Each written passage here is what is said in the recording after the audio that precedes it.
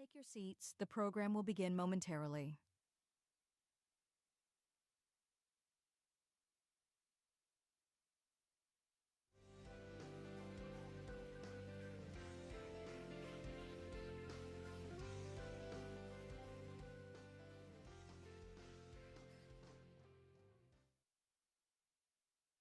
The Atlantic promotes and protects the free exchange of ideas through prohibiting the physical or virtual disruption, shouting down, blocking, or suppressing an invited speaker's right to speak. Please note, disruptions of this nature will result in removal from the venue. Thank you for your support of this event.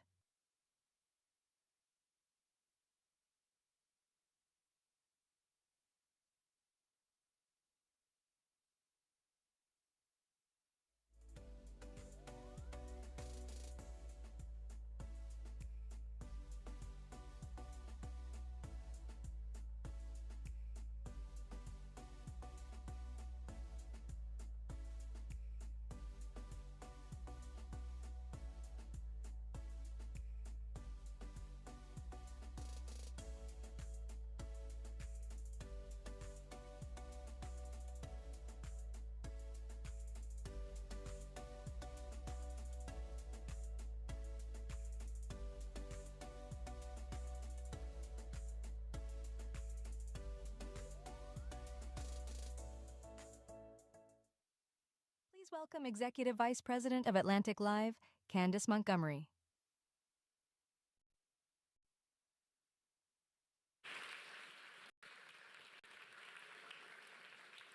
What a room. You all look fantastic. Welcome. As you heard, I'm Montgomery, Executive Vice President of Atlantic Live, head of all the events and experiences in real life and on screens across the country. I want to see a show of hands for all the subscribers in the room. Wow. No, but thank you all for your support of the Atlantic's journalism. And welcome, and thank you for joining us today for our On the Future and Atlantic Festival event. Today will be an afternoon of rigorous discourse, exploring how recent shifts in politics and policies are reshaping domestic and international dynamics. We've convened influential leaders across industries, policy, finance, tech, health, and climate to understand the America and its place in a more complex world. Before we get started, I want to thank our underwriters, Elastic and Ogilvy, for their support of the Atlantic's journalism today. We welcome you to share your experience on social media by using the hashtags OnTheFuture and TAF25. You can also support our journalism by subscribing to Atlantic by visiting theatlantic.com/subscribe. Now, let's get started.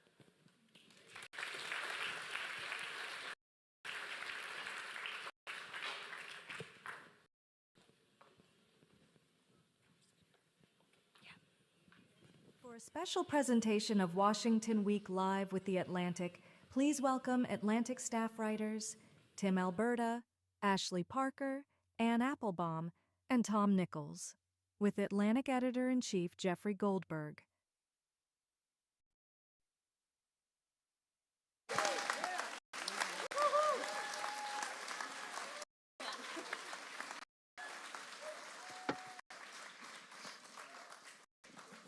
Hi, good afternoon. It's a very narrow stage. This is kind of a test of our back. Notice that? It's like incredible. Oh yeah, that's very nice. Some people in the White House. Wait. Oh, this is supposed to be like this is very serious. I'm sorry. Good afternoon. I'm Jeff Goldberg of the Atlantic, creator of Washington. But it's also real because apparently we're on TV or something. Anyway, welcome to Washington Week. Thank you for coming. You know who all are. And jump into 100 days down in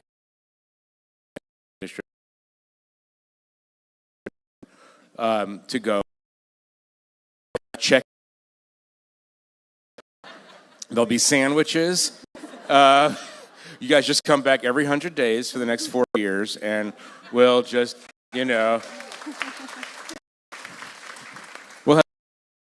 to do that, but as some of you know, Ashley Thursday in the Oval Office, and I thought before we started talking about all of the many things that have happened over the last 100 days, I would ask Ashley to give you all a little bit of a insider-y feeling for how that all came about and why we're now best friends with Donald Trump.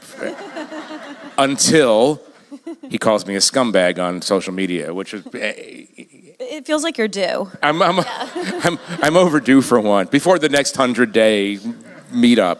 Anyway, Ashley, wouldn't you give a little bit of a sense of what we were trying to do, and the cover story that I think you've all seen is now out, posted on the Atlantic.com.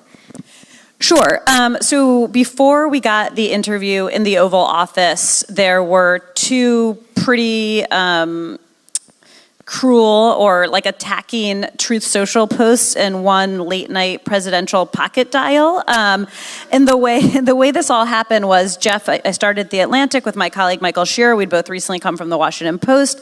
And pretty early on, Jeff assigned us The Atlantic never promises covers, so it was a cover length story, trying to tell the story of Donald Trump's remarkable political comeback and the lessons he learned during those 4 years in the wilderness that are informing how he is wielding the levers of power now, which is a lot more aggressive, brash, creative, willing to shatter through democratic norms. So we go through the normal procedure. Jeff helps us. We write sort of a pitch letter to the White House, why we think the president should talk to us. We give it to them.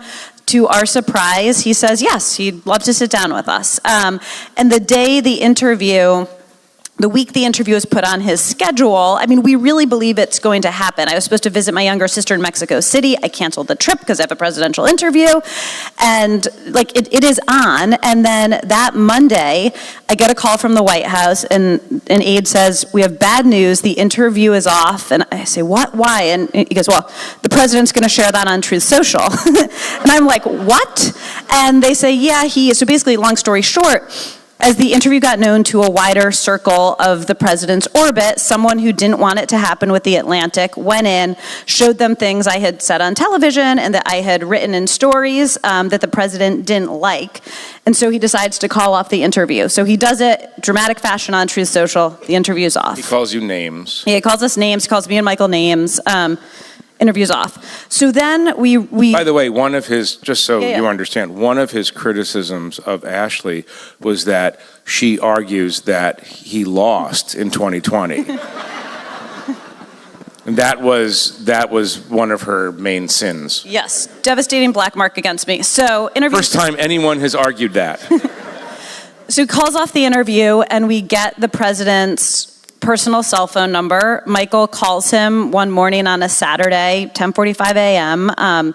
President doesn't know Michael's number, but he just picks up and starts chatting. And Michael does a very good interview for 20 minutes with President Trump. Afterwards, we go to the White House and we say, called the president, he picked up, we interviewed him, and one of the senior advisors says And no one on his team knew that Michael was talking to him he was talking to him? Not in advance. We were told later that someone had walked in while they were chatting and then started messaging people on the team to alert them. But so we say to the White House, we did an interview with the president. A very senior aide says, I don't love that. So we finished the story. We don't think he's going to participate. In the meantime, Signalgate happens, and sort of at the very last minute, after the story has literally closed, we get a call from the... Closed meaning we had finished editing art. It had been literally shipped to the printer. I mean, it literally out the door. Yeah, it felt stressful. So we get this call, would you and Michael like to come to the White House tomorrow to interview the president? And then the president's aide texts, oh, and by the way, the president says... Jeff should join if he likes. And that is how we found ourselves in the Oval. And also we were promised 20 minutes, and then we ended up showing up at the Oval Office and getting an hour with President Trump. Right. And you could read their amazing story in theatlantic.com, and we've also posted pretty substantial excerpts from the conversation, which was indeed fascinating. And I want to ask a couple of questions about that. And maybe let me start with Tom. You read it. You've been writing about him for years. What struck you about their story, about their conclusions, and really about what he said to us, not only about Ukraine, but about the whole waterfront? Yeah, I mean, the thing And don't use any curse words, because this is PBS. The thing that I thought was so striking is that he wanted to talk to you at all, because he felt like somehow you had bested him in some way, that this earlier story, that you were now almost kind of on his level after the whole Signal Gate business, and now he had to talk to you, and that he wants to think of himself, and this really comes through in the story, as consequential and a mover and a shaker. And it doesn't matter what direction he moves anything in, bad or good. Just ask the conservatives in Canada.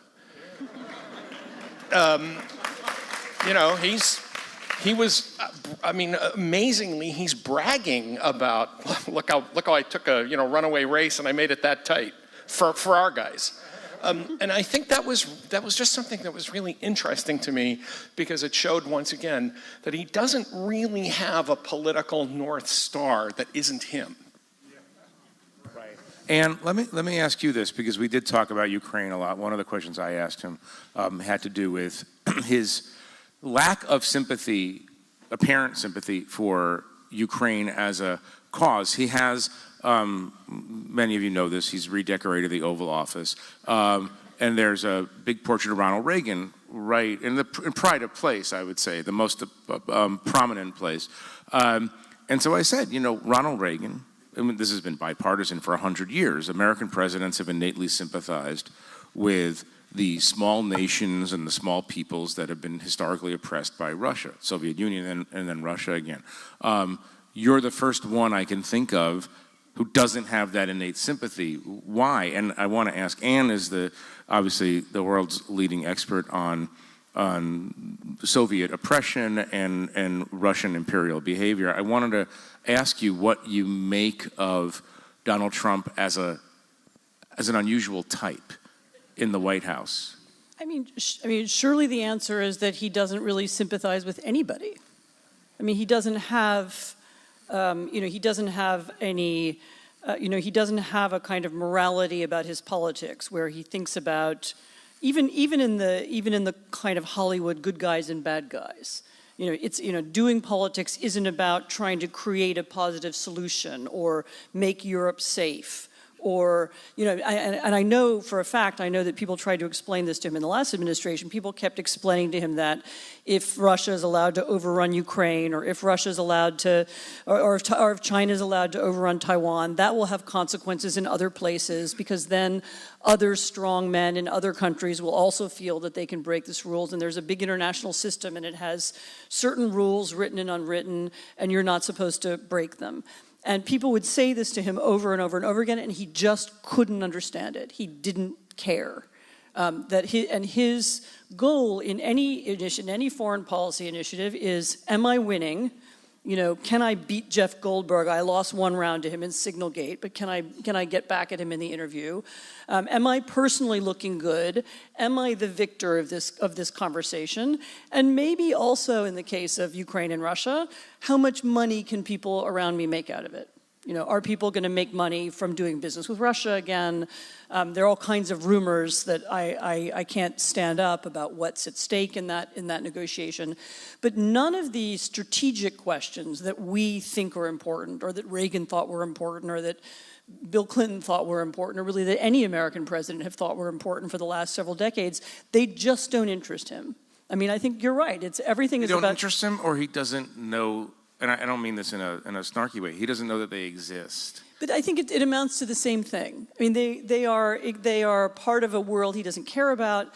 He just doesn't think strategically. I mean, I remember this. I was in Denmark earlier this year. I was in Copenhagen, and it was the day after Trump had a horrible phone call with the Prime Minister of Denmark, and it was a very amusing moment. I got there. I had all these appointments. I was actually supposed to see the Prime Minister. I was supposed to see the Foreign Minister, and one by one, everybody canceled on me, and there was kind of hysteria in Copenhagen because of this phone call. And there was one point I was standing on a bridge, walking back and forth, trying to figure out, was I going to this Parliament or the Foreign Ministry, because they kept changing the time. Anyway, but what really upset the Danes, who are you know, they're a logical people, and they're part of all these important multilateral institutions. They're, you know, the EU and NATO and so on. What upset them was that Trump didn't have any goal that they could understand when he was talking about Greenland. And they kept saying everything he wants to do. He wants to drill for minerals there. Please, you know, go drill. There are companies here drilling. You can do it right now. You want shipping lanes. Go have access to shipping lanes. We'll give you that. He wants a military base. There's one already. You can have more. You used to have more. There were some bigger ones in the past. At one point, the U.S. even kept nuclear weapons in Greenland. So there was nothing that he could explain that made sense to them. Other than, you know, the only thing they could work out is Greenland looks very large on a map, especially the Mercator projection. And he just wanted to have it be part of the United States. And they didn't get it. And it had created this political crisis in Denmark as they were trying to understand what this meant. And I feel like that keeps repeating itself over and over again with tariffs. What's the point of tariffs? Is it about bringing back manufacturing? Is it about fighting China? Is it about doing deals? All those things are contradictory. I mean, and I'm not sure there is a tariff strategy. It was just Trump wanted to break stuff and see what happened, and then, you know, try and win, you know, keep winning the arguments. I want to come back to the sort of with Ashley and others, the question of what actually motivates him or how he understands the world. But I want to ask Tim about the Republican Party. You're one of the foremost chroniclers of the fairly radical changes that have taken place in republicanism over the past decade. And as I'm sitting there with Ashley and Michael in the Oval Office, I'm thinking and listening to Donald Trump not endorse the cause of Ukraine. I'm thinking about someone many of us knew very well, John McCain, who was just a little bit more than a decade ago the standard bearer of the Republican Party, right? McCainism is the opposite of Trumpism, especially when it comes to understanding America's exceptional role in the world. How do you, I mean, walk us through this a little bit. How do you explain the 100% change in the way the Republicans think about America and its role in the world? You know, Jeff, to answer that question, and I'll try to be as succinct as I possibly can be because there's a lot of ground to cover, but I think we have to recognize that the roots of this go back so much farther, so much deeper than Donald Trump.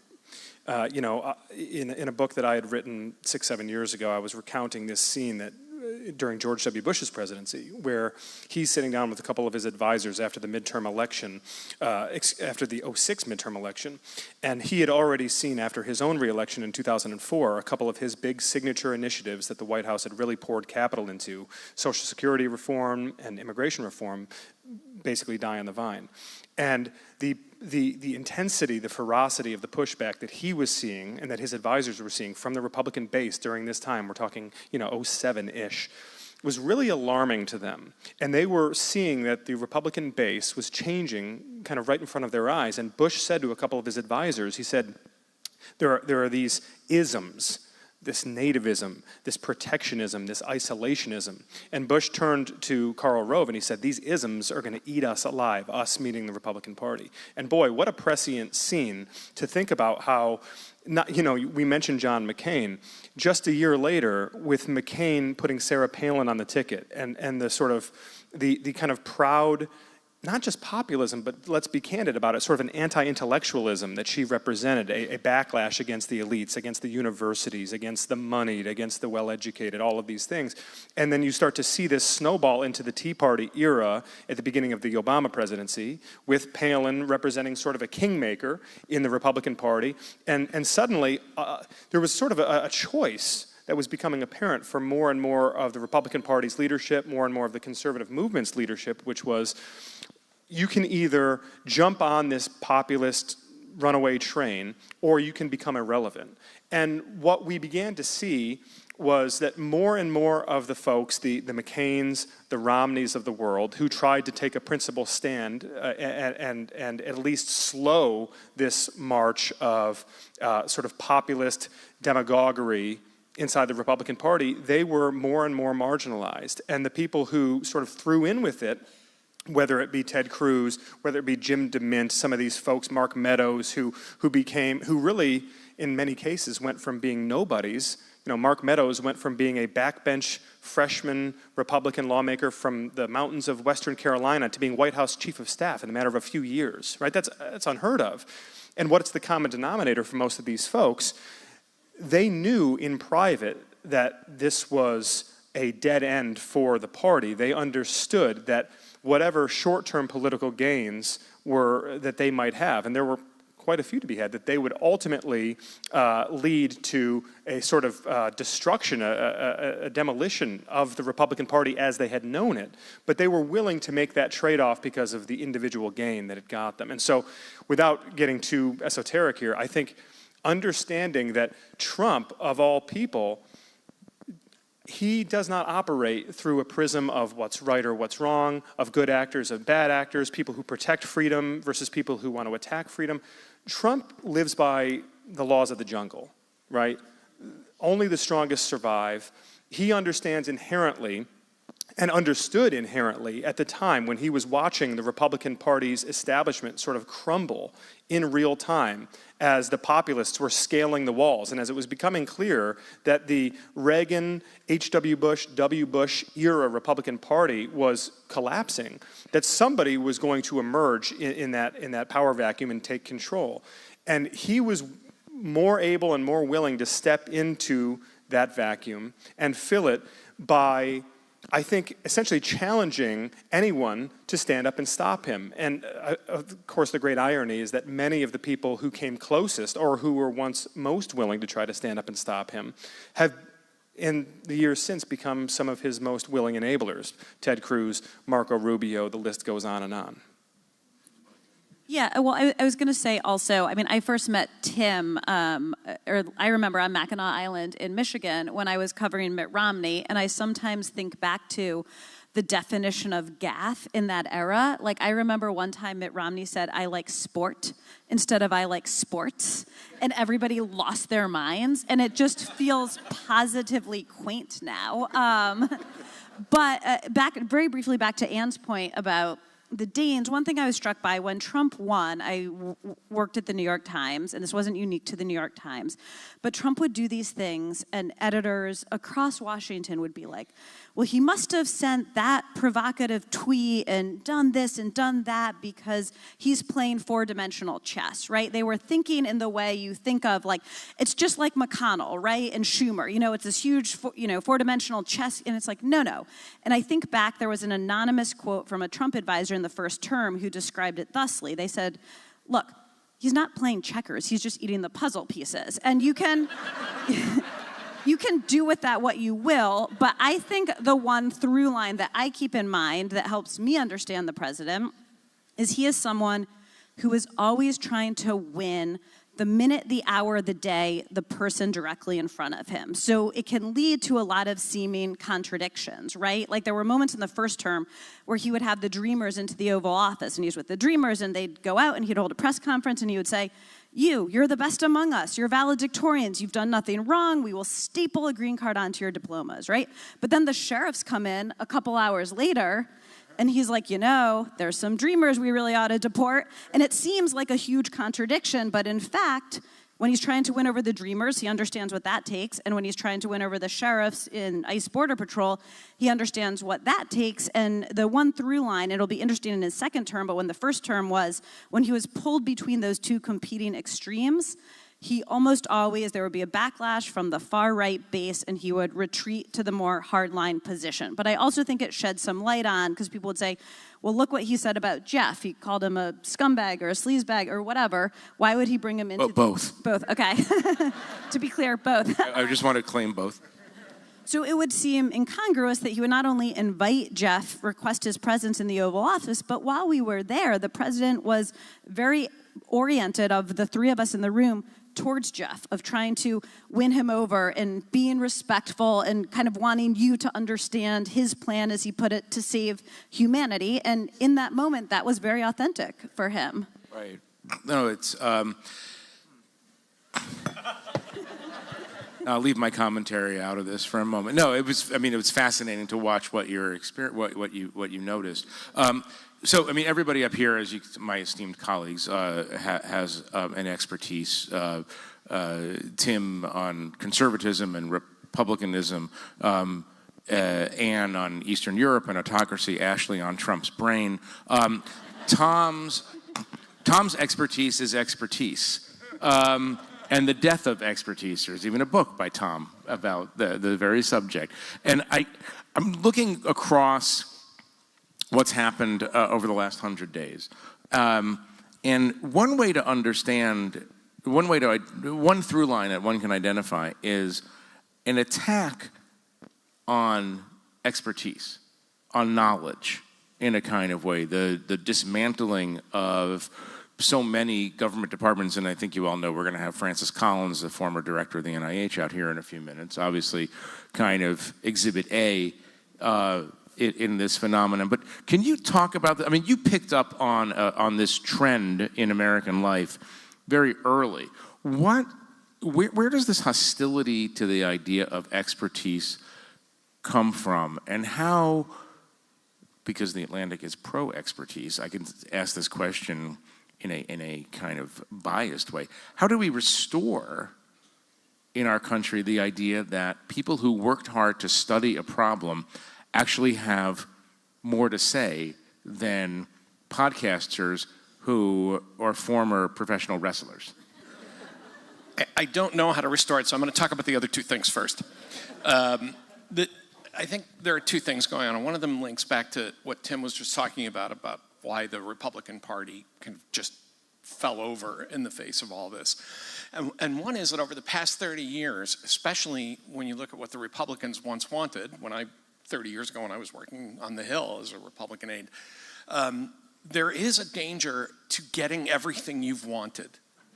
Because then things are not serious anymore. And so you don't have to rely on expertise. What do we want? We want to defeat communism. We want the world basically to be a big free trade zone. We want to have a very high standard of living. We want to have, technological marvels.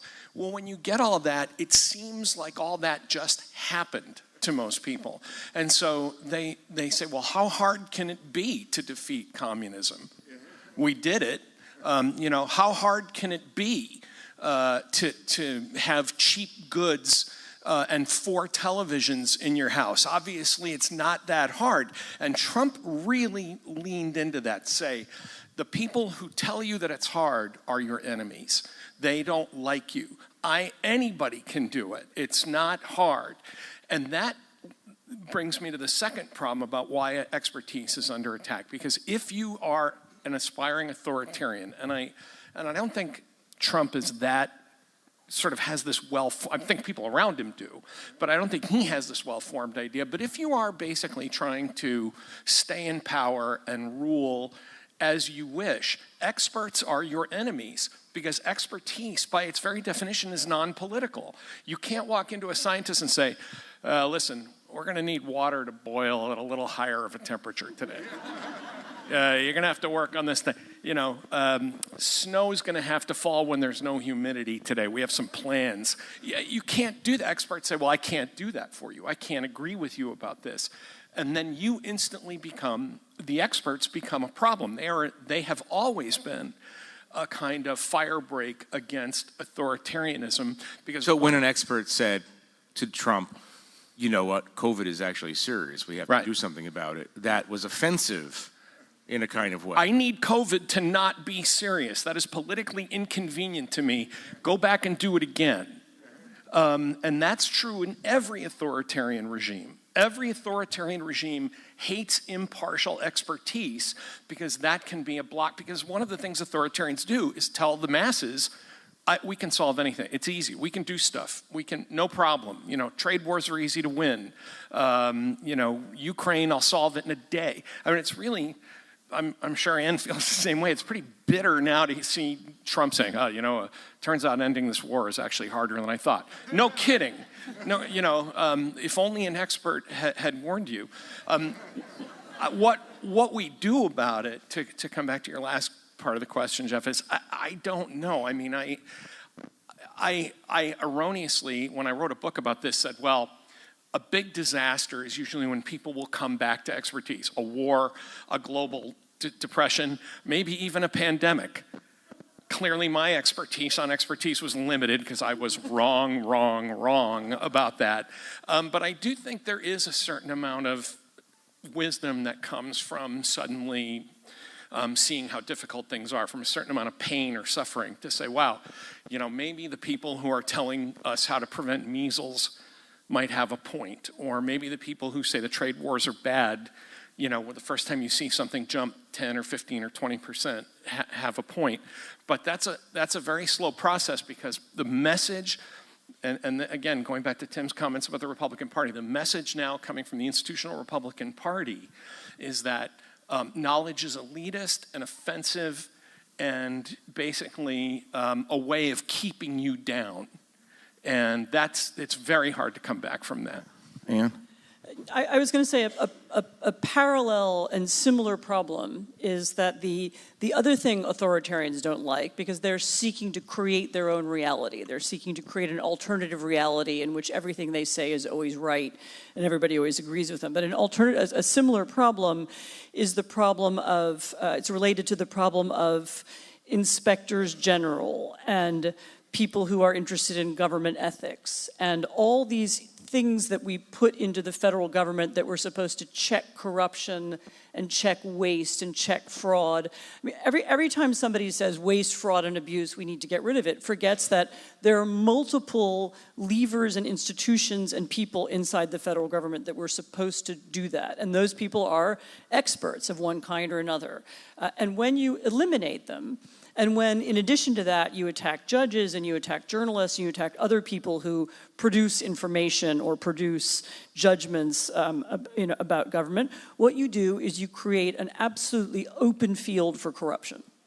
So when you remove expertise, when you remove checks and balances, when you remove internal procedures, when you say that, when you don't worry anymore about conflicts of interest, when nobody has to fill out those registers you're supposed to fill out before becoming a federal employee, or you fill them out and nobody cares, what you do is you open up the floodgates. And that is another aspect of this administration that I think we're just beginning to get a handle on, which is the degree to which they will use government power to make money for themselves or for their friends or for their family.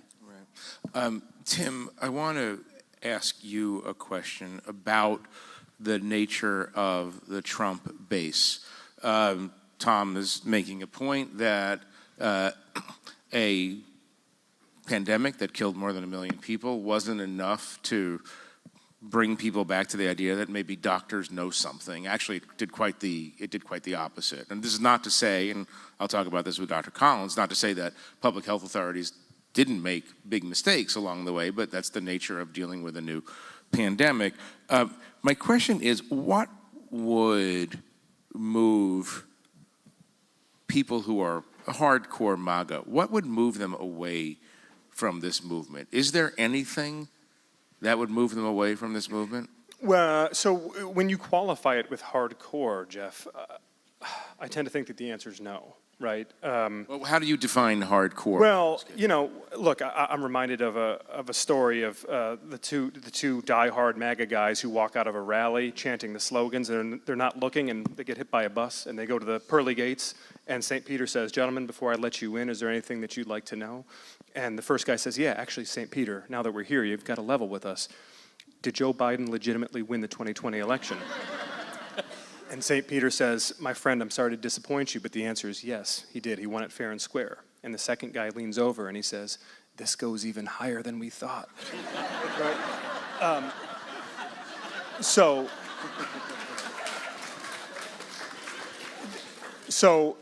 for the diehards, Jeff, I mean, and I've got family like this, I've got friends like this, people I love. I don't know if there's anything that's necessarily going to pry them loose. What about from the a Trump serious grip. recession?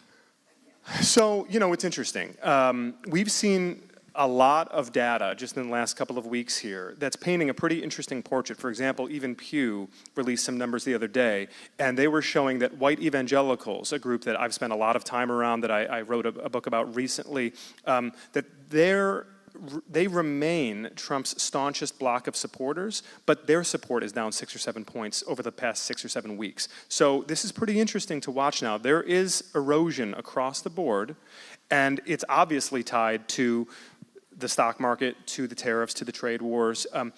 The question is, I think, there's always been kind of a devil and angel on the shoulder situation inside of the West Wing with Trump and inside of his broader political orbit. You've got people who are willing, a finite number of people who are willing to tell him what he doesn't want to hear and give him advice that's meant to sort of weather these storms. And then you've got a larger group of people who just want to sort of feed his primal instinct for conflict and for chaos and for disruption and for ongoing confrontation with the so-called experts, the elites, etc. And that latter group typically wins out to the degree that the former group gets louder, gets more organized, becomes more emboldened. Then you could see a course correction here. But if it continues on this way, you have to assume that this erosion we've been seeing over the last, again, 6 to 8 weeks, that it will continue, and that it will continue into the midterms, and that Trump himself will probably never pay the price for this. But bringing it back full circle, Jeff, the Republican Party, the institutions of conservatism in this country, they're going to pay the price because there's going to be a long-term political consequence attached to all of this. Ashley, I want to ask you, thank you, Tim. I want to ask you a question off of what Tim said. It's maybe ultimately a minor moment in a long series of moments, but it goes to this fight between the instinct and this kind of primal instinct for fighting versus something maybe more constructive. Pete Hegseth tweeted this morning, I proudly ended the Women, Peace, and Security program inside the Department of Defense. WPS is yet another woke, divisive, social justice Biden initiative that overburdens our commanders and troops, distracting from our core task, war fighting. WPS is a UN program pushed by feminists and left-wing activist politicians, fawn over it, troops hate it, et cetera, et cetera. Good riddance. The interesting thing about this is that Donald Trump signed WPS into law. On April 1st, the beginning of this month, Marco Rubio said at a State Department ceremony, President Trump signed the Women, Peace, and Security Act, a bill that I was very proud to have been a co-sponsor of when I was in the Senate, and it was the first comprehensive law passed in any country in the world. The first law passed by any country anywhere in the world focused on protecting women and promoting their participation in society. So you literally have the Secretary of Defense at the beginning of the month saying, you know, here's a great program that Donald Trump supports. You have Pete Hegseth saying, I'm killing this UN feminist program. Make it make sense. And you have 1 minute. Well, that's easy. Oh, okay. I mean, I think it is not quite fair to say that Donald Trump has no coherent political beliefs because there are a few things going back to the 80s that he does. He has always been very hardline on immigration, and he has always had this view that free trade is bad. He's been pro-tariffs. As he told us in the Oval, like, he just said, like, I've believed this for 35 or 40 years, so stipulated. But beyond that, as we talked about before, the only coherence is, again, winning the minute, the hour, the day. And so and again, who knows how Trump will react to this, because as he also told us in the Oval, you know, he had a talk with Hegseth and he thinks he's going to get his act together. So Pete has a little less leverage right now. I have 7 seconds, but he did something in 2017, but now woke is bad. DEI is bad. We're not pro women and feminism. But it was okay at the beginning of the month. And now it's not good at the end of the month. I mean, how many days is that? That's 30 days, Jeff. I get your point. Wait, one final question for Anne. This is going to be even harder than the last question to ask Ashley to make it make sense. And you have like 30 seconds. You're an expert on this subject. Are we living in an autocracy? Not yet. I'll give you 28 more seconds. I'm throwing 28 seconds on the clock. So we still have plenty of agency. We have opposition political parties. We can do this. We have a civil society that functions. We have a press that functions. See, you know, there's at least 5 members of it sitting right here. Or the highly functional we press, right? we haven't been arrested yet. What you're watching now, and I don't think this is just Trump. It's actually people around Trump who've learned from what's happened in other places and who are sometimes openly imitating what they've seen in Hungary or Turkey. Or even Venezuela, you have people around him who understand what are the levers to press on if you want to destroy democracy. So you eliminate the independent civil service, you undermine judges, you undermine experts, as Tom just said. This is a playbook, and they are following it. But there is nothing inevitable about politics, and just because they know what the playbook is and they've started to follow it doesn't mean that they achieve their goal in the end, which is making sure we don't ever vote again, or that our vote doesn't mean anything. So I actually had an argument last night with someone about whether or not there will be midterms. And that will be an important moment, actually. I mean, if there are midterms and if they are successfully and fairly run, then no, we're not an autocracy. Well, midterms will come after our 7th meeting in here, so we'll find out. Thank you for ending on that uplifting note. I want to thank our great panelists, my great colleagues, for coming, and appreciate you all being here. We'll see you in a minute.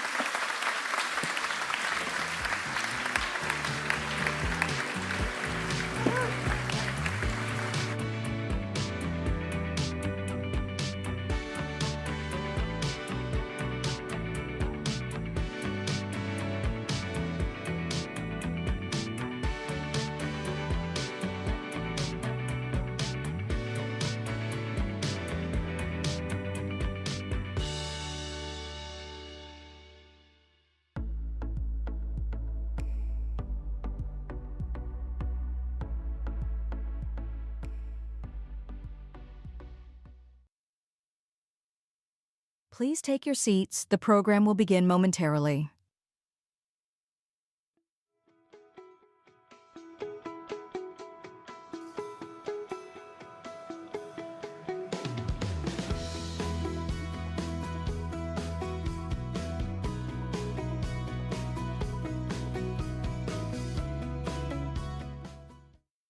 For a conversation on the future of America's healthcare, please welcome Francis Collins, former director of the National Institutes of Health, with The Atlantic's Jeffrey Goldberg.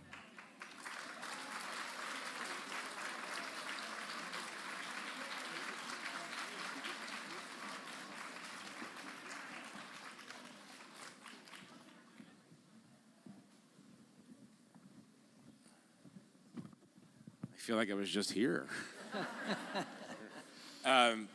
Thank you all for coming.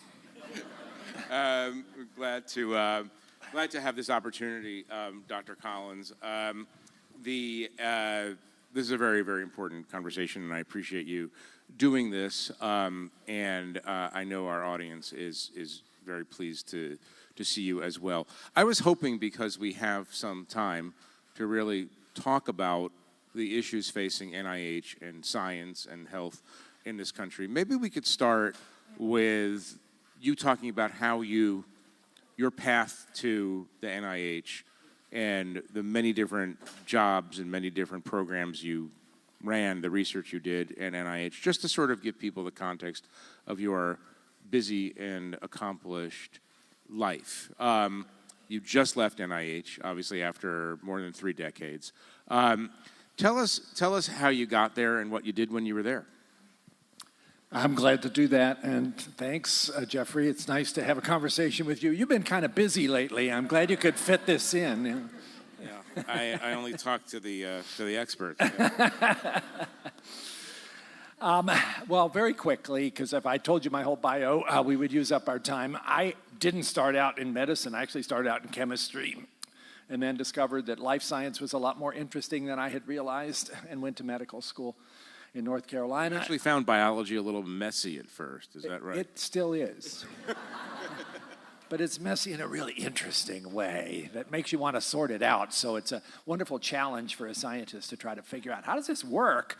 And how does it go wrong sometimes? And how can we do something about that if it's causing a disease? So in medical school, I could see that the idea of connecting the study of the human body with the emerging field of genetics was going to be really exciting, although it was pretty nascent at that point, and decided that's what I wanted to do. I got trained as an internal medicine doctor. I did a fellowship in molecular biology. I finally ended up with a real job at age 34 in the University of Michigan, chasing down causes for diseases that we didn't have good answers for, most notably cystic fibrosis. And in a very difficult challenge at that point with the kinds of technologies we had, which were pretty limited, we did succeed in finding the cause of that disease in 1989. And by the way, I have to say, this is a nice example of how that kind of discovery may take a long time to pay off, but now the drug treatment for cystic fibrosis approved in the last couple of years means that most people, 90%, are now planning for retirement instead of early funerals. So, wow. Wait, just to stay on that point for 1 minute. When was the first notable breakthrough in cystic fibrosis? In '89, or was it even before?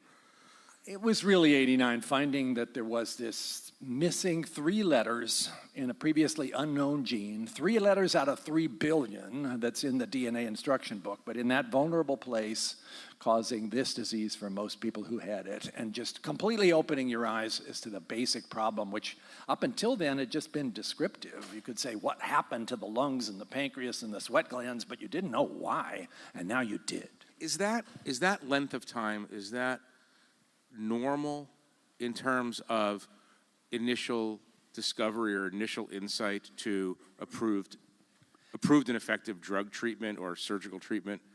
That was sort of the first one where we actually got all the way to that drug treatment from a very early gene discovery. But that's telescoping now, and it needs to. 30 years is too long. Now we've discovered the cause of some 7,000 genetic diseases.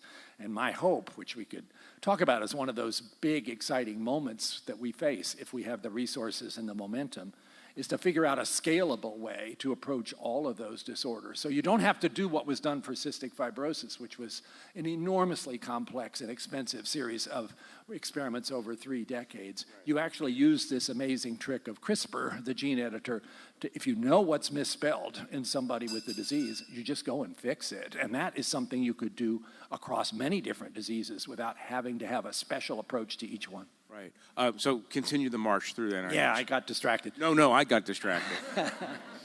It was clear to me from that cystic fibrosis effort, which was enormously complicated and expensive and burned out a lot of trainees, that we couldn't do that for all diseases, especially more complicated ones like cancer and heart disease. We had to at least have a reference copy of the human genome. That was the idea of the Human Genome Project.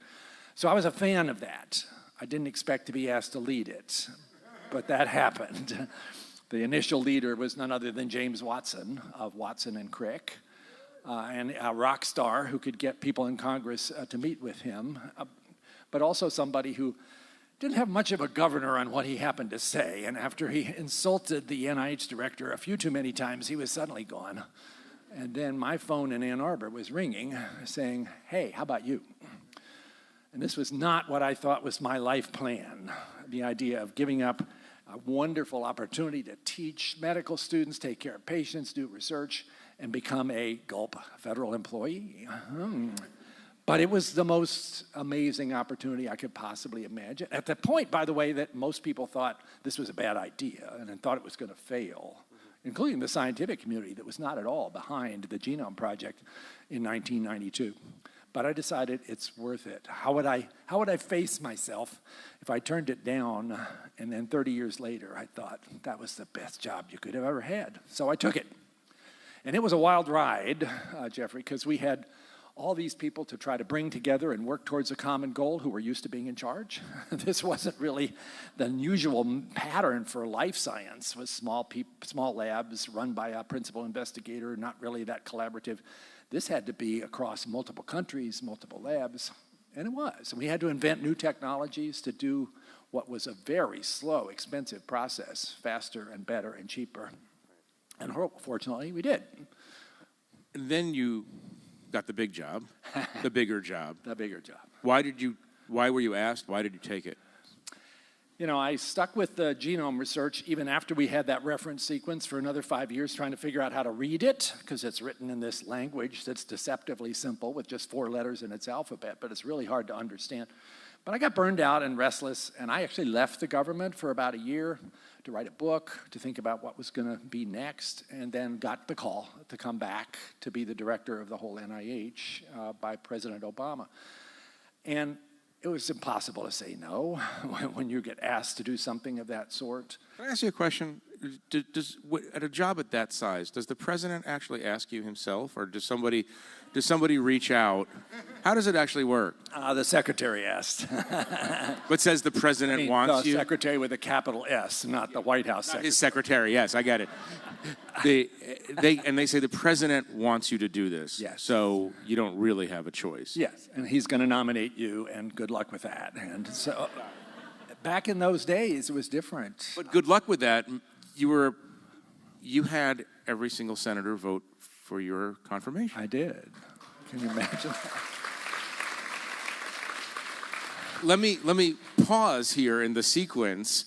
Just break this question out, because I think this is so sort of obvious that no one gets everyone in the Senate to support them anymore. What changed between then and now? If you had gone up, same record, if you had gone to the Senate now for NIH approval and another administration, let's say, when you look back at that time, what was fundamentally different about the Senate or the nature of politics? Sorry, that's a very large breakout question. Well, this was 2009. We were showing some signs of divisiveness at that point. We were polarized about certain things, but not the way we are now in 2025.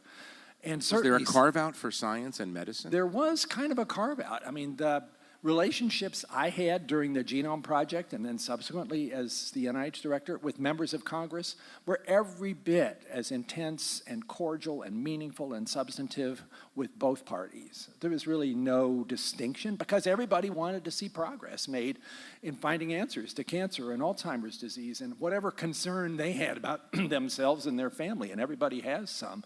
So it was at the point where you could walk into those discussions and forget which party you were talking to. And you could have a hearing about medical research and it would be substantive. It would be questions about, okay, what is the new thing that you've just discovered about this particular disease like ALS? And how is that going to get us to a closer answer? And that was wonderful. It was an intellectually exciting kind of atmosphere. And it was everybody's on board here, that this is one of the most important things the government does, is to support this kind of research. Okay, so you're the director. You're doing it for a long time. When did you notice that those conversations changed? I think our more polarized society became more and more clear during the Obama years, and certainly by the time we got to the elections of 2016, it was pretty clear that what used to be arguments about priorities and policies started to get much more personal. And that's when Braver Angels got started, by the way, an organization that I'm part of, trying to figure out how do we get people back together, because we seem to be moving off into our separate, mostly politically driven bubbles. What do you ascribe the change to? I think it's a trend that was gradually happening, mostly driven by politics, and mostly driven by kind of a mean-spirited politics that aimed not just to say those people who don't agree with me are misguided, but they're dangerous and maybe they're evil and I don't want to talk to them anymore. And that was gradually happening. And may I say, social media emerging in a big way 15 years ago played into that in a very unfortunate circumstance, because what spreads on social media, as you well know, is not valuable, well-framed facts about how things work. It's stuff that makes you mad and makes you want to do something to hurt those other bad people or say something terrible to them. Take us through 2021, and talk about one or two of what you think of as the biggest achievements along the way for NIH. I will be glad to. So, yeah, I served Obama, I served Trump, I served Biden for a year, and then I decided after 12 years it was enough and time for somebody else to step in. And by the way, little plug here, I write about all this in my book, which might be out there at the break, called The Road to Wisdom, so have a look at that. I think what obviously dominated everything in 2020 was COVID. And it landed in a place where we already had a lot of disagreements and divisiveness. But for a couple of months there, it almost felt like here is the common enemy that's going to bring us together. Or remember, March, April, we were all hunkered down. We were scared to death, but we were cheering for the healthcare providers and trying to do all the right things. But you're in the meetings every day with Donald Trump. Was that a normal experience or normal bandwidth experience in those first months? I was a bit one layer out from the center of this. I didn't get added. You would always send Fauci. You go first. Yeah. Right? Yeah. He was right in the middle. I didn't get added to the COVID response team until about May, and at that point it was really Mike Pence who was running that team and who was very thoughtful and a very good manager and listened to everybody's perspective and never tried to drive things in a political direction. But there's a lot of other things going on there, of course, and some of the information that was coming from those White House briefings from the president were quite alarming in terms of their disconnect with what we knew scientifically, and Tony Fauci was the one who often had to be the person to say, well, no, actually, we don't think that's correct. But all the while, what I was doing in 2020, though, Jeffrey, was basically trying to marshal every kind of scientific effort we could find in academia, in government, in the private sector. We built partnerships in days that would normally take years to put together. And the fact that this vaccine, the mRNA vaccines, got developed and tested in a rigorous phase 3 trial of over 30,000 people and found to be safe and effective in 11 months, I think will be seen by historians as the greatest achievement of science up to that point. Of science.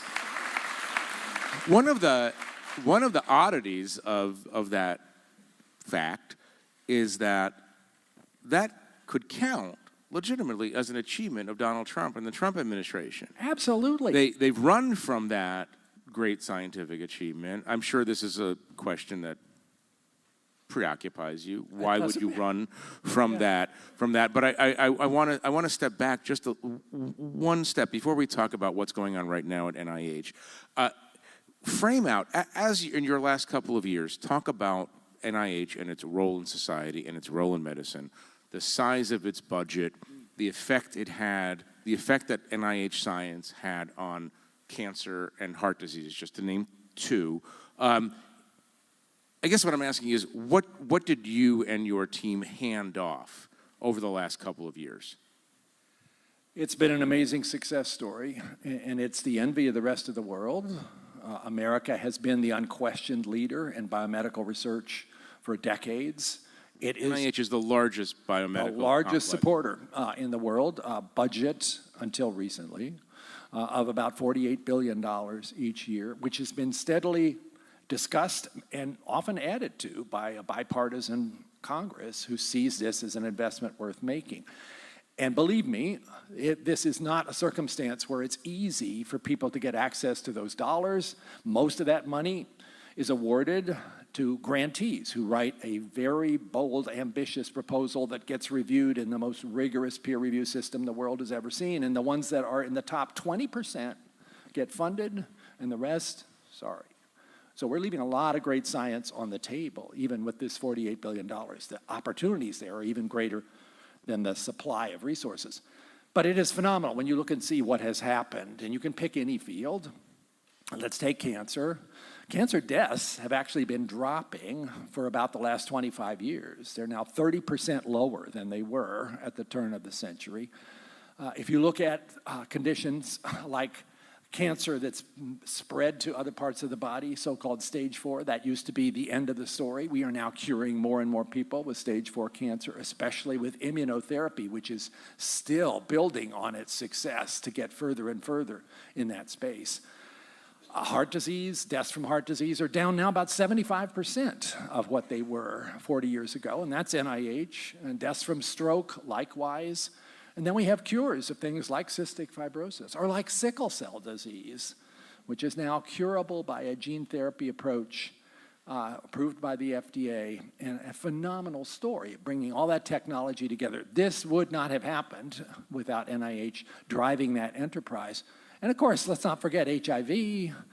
Those of you who were around in 1989 or 1991, remember that was a death sentence. After your diagnosis, you might have a year, you might have less.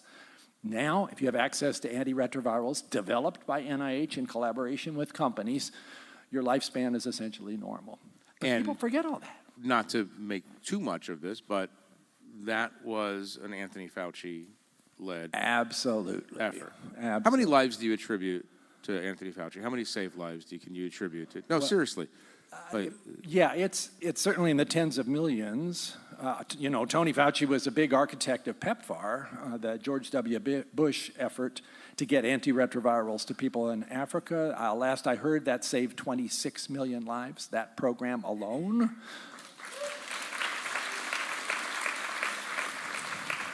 But I have to also say that program has now been terminated. Right, and we're going to get to that in a second.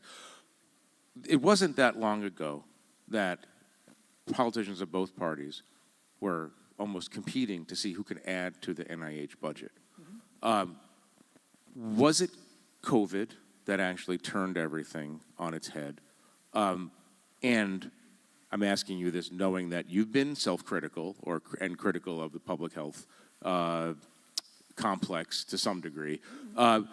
How much of that problem do you attribute to the mistakes made by public health officials in the 2020-2021 period? I think it was a combination of judgment errors, which are easier to see in retrospect than when you're in the middle of an emergency, which we were.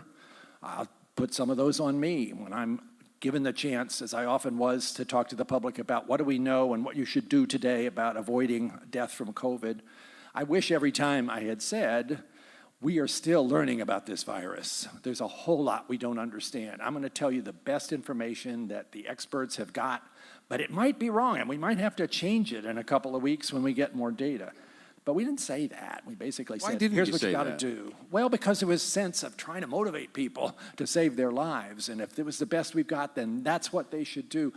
But if it changed a month later, people began to wonder, do these guys know what they're talking about? And we began to lose trust as a consequence of that, especially as politics got into this. And again, to rail on social media, as social media began passing all kinds of information to people that might have sounded credible, but was in complete discord with the actual facts, and brought a lot of people into crazy approaches that were not going to help them. And Jeffrey, the saddest story of all this, and it is unbelievably sad, is when you add up how many people lost their lives because of misinformation, just from basically deciding that the vaccine was not going to be for them. The Kaiser Family Foundation estimates between June of 21 and March of 22, 234,000 Americans died unnecessarily in graveyards today, like 3 jumbo jets crashing every day for 9 months unnecessarily. That is most unbelievably heartbreaking story, and that happened in the United States of America because politics and science got all tangled up. And when you mix politics and science, you just get politics. Let's stipulate that there is an ongoing attack now on the NIH. I think even those of us who have thought about the Trump administration, the first Trump administration, are surprised at the alacrity and the depth of this attack. From your perspective, what are the consequences of the attack on the NIH, its individual offices, and its budget? It's totally devastating, and is far beyond anything I would have thought possible. I've lived through administration transitions, and there's always some bumpy spaces there, like hiring freezes. But this was totally different than anything that has ever happened. Immediately after inauguration, people who are working at the NIH in the so-called intramural program were unable to start any new projects. That was prohibited. Intramural program meaning? Inside the government Inside facility. the complex. Yeah, which is only about 10% of NIH. Most of it's out there in those universities across the country. But I had a lab in the intramural part, so I could see what was happening. You couldn't start any new projects. You couldn't order supplies. You were not allowed to go to a meeting, a scientific meeting, or speak to anybody publicly. It was like just all shut down. That has only gotten marginally better in the course of the last 3 months. But more significantly, in terms of the budgetary part, basically the way in which grants get awarded, that requires that peer review that I mentioned, that requires those meetings to happen. Those were stopped. The second level that reviews the grants that seem to have done well to be sure they're in the right kind of portfolio balance, those got stopped. And so months went by where normally NIH would have awarded about $3 billion worth of new research sitting there in a file. On top of that, there's now been an effort to actually defund existing grants. People who are already partway through a project being told, I'm sorry, stop work now, including people running clinical trials for things like Alzheimer's disease or postpartum depression, where people were enrolled in these trials trusting that this was going to be something that was going to add to knowledge, and then are dropped in the middle saying, I'm sorry, we're stopping now, with no knowledge being generated. That is so hard to justify. You might even say that's unethical, and yet those things happen because of the very ham-handed, careless, heartless approach of stopping research, firing people, and cutting budgets. What do you understand the motivation to be? I wish I really knew that, because it makes so little sense. Let me be clear. NIH, like any government agency, is always appropriate to look at and scrutinize and say, okay, are there some economies that could be made here? I did a lot of that during my 12 years as director. But if you do that, you try to figure out what's the specific area that would benefit from that kind of rebooting. You don't do a across-the-board, let's fire 1,165 people because they've only been here less than a year. That was a thing that happened back in February, Valentine's Day, in fact. And you don't also decide, if you're going to fire more people, that you basically clean out all the administrative support systems so that now you can't order anything or write a new contract or hire anybody because there's nobody who knows anything about HR. It just cuts you off at the knees.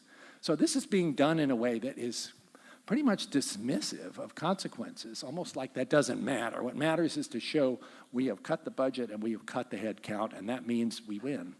For the medical research, maybe this is okay for a Silicon Valley thing where, move fast and break things. That's what's happening. But this ought to be first, do no harm. This is our lives we're talking about. And a lot of harm is being done. What are the long-term consequences of the things that have already happened? I don't want you to speculate about what's coming down the road. What are the long-term consequences to medical education, to research, to fighting specific diseases that you've talked about? What I worry about most is the long-term consequence of losing a generation of young scientists. I'm talking a lot to people who are currently in PhD programs or MD programs wanting to go into research. Fully a third of the people I talk to are actively exploring the possibility of leaving the United States, going to Europe. Germany is making quite a nice offer, so is France, so is the UK. Australia thinks this is their moment to bring on a whole lot of talent. This is the brain drain reversing its direction. We have depended so heavily on being the place that everybody wanted to come to do research, and they've many times stayed here and become part of our Nobel Prize winning amazing leadership, and now we're driving those people away. And if we don't have that, that's our most important resource, what's going to happen? I have to ask you this final question. I'm asking you to speculate, but we don't understand the motivations. People did not come to you and others, senior NIH officials, and said, the reason we're doing these cuts and that cut is the following. What is your best guess about why this dismantling is taking place? Is it a resentment reaction against COVID policies? Is it something deeper than that? Is it, we talked about this in the last panel, is it a mistrust of expertise and knowledge itself? What do you, when you're up late at night, which I assume you are thinking about this and worrying about it, what's the thing that comes to your mind? I think it's all of those things. I think a lot of it is just across the board attitude that any federal employee is lazy, bureaucratic, and easily dispensed, and there won't be a consequence. And that, in the minds of some of the folks that are making these decisions, that seems to apply regardless of what agency we're talking about. They're just all needing to be, as I think in the words of the head of OMB, we need to traumatize the federal employee category so that they will figure out it's time to leave. I mean, there's pretty mean-spirited stuff going on there. Is there a specific targeting of NIH? I don't know. I do think that perhaps the first Trump administration was not totally happy with NIH, with Tony, and sometimes with me disagreeing with the perspective that was put forward in that very complicated year of COVID. But, you know, before we stop, I do want to say I still have some hope here about NIH now that we finally have an actual director. Jay Bhattacharya from Stanford has arrived. Admittedly, he and I have had some disagreements about That's things. an understatement. But he understands what medical research is about. He understands the consequences of making these drastic changes or cutting the budget by 40%, which is what a leaked OMB passback said might happen next year. And I believe we got to give him a chance to succeed, and I hope he does. Well, like me, I'm sure you could listen to Dr. Collins all day. We do have to go, but he has written a book. I will note that. I want to thank you for sharing some of your views with us today. Thank you very much. Thank you for coming.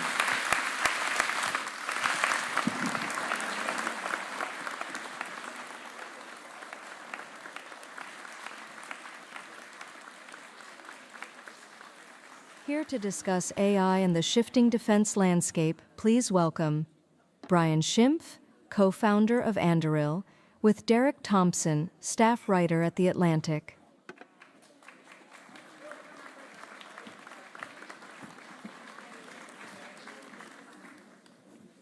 Hi, folks. Good afternoon. Brian, so I want to do a little potted history of American military technology. I feel like in the 20th century, America was the world leader in a very particular type of military technology, which is to say large machines that were driven by and controlled by humans. And your company, Underwritten, has a particular thesis, which is that the future of war is going to be unmanned and is going to involve smaller machines. So why don't you just do a little bit of military tech history for us and walk us through why this is your thesis and use that to explain what it is that your company does. Yeah, first of all, thanks for having me here today. Very excited. So if you look at the military today, it doesn't look like wildly dissimilar from what you saw in World War II. You know, aircraft carriers, big battleships, manned aircraft, you got bombers, you got fighters. By and large, a lot of the same building blocks are still there and still flown by pilots. We added precision weapons, we added stealth, but fundamentally the character of how we fight war didn't really change in a lot of different ways.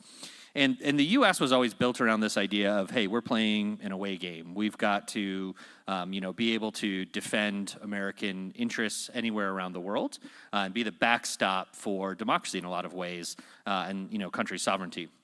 And so we had this, kind of military constructed around this idea. But then, you fast forward to today, you see what's happening in somewhere like Ukraine, and things have changed pretty dramatically. You have, the Ukrainian military has built up, I think they're going to make something like 10 million drones this year through all the different, kind of small and large companies that have sprung up around this. The efficacy of all the tanks, right now, if you go out in a tank and you are a Russian troop, that is a death sentence. It is very bad. You will be targeted nearly immediately. And so the ability for these, lower cost systems to have an outsized impact is massive. Like another example is the Ukrainians had no navy, but they were able to keep the Black Sea fleet, Russia's one of the top navies in the world, at port, and they destroyed a third of it with these unmanned suicide boats, basically. So the impact of these systems is absolutely massive. And fundamentally what it boils down to is the ability to find things, to strike things, has gone up tremendously, both on very high-end militaries, and that technology has gotten more accessible. The big, expensive, hard-to-defend targets don't work anymore.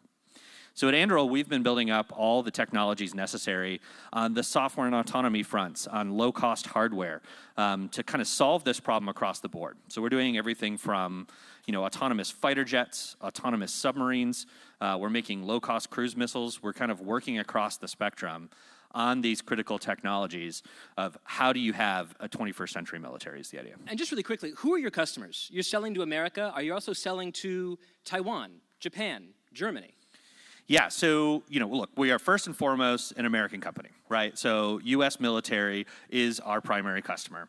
And we view our obligations as helping really this Western alliance be as successful as possible. With that, we really value working with foreign partners as well. So last year, we sold these suicide drones to Taiwan. What is that? So these are basically like little tube-launched drones that have an explosive payload in them. You can think of them as very similar to what you're seeing in Ukraine, kind of these low-cost munitions that can be very precise, very targeted. So we sold these to Taiwan last year. Got me and the company sanctioned by China. They don't like it when you sell weapons to Taiwan, it turns out. So we've been really leaning in with international partners as much as possible. We're starting to do extensive work with Japan. We've had some fantastic programs with Australia, and we're starting to do a lot of work in Europe and the Middle East as well. But always with this idea of, how do we give these countries the capability that they need to defend themselves? And, worldwide, nearly every government has significantly increased their defense spending.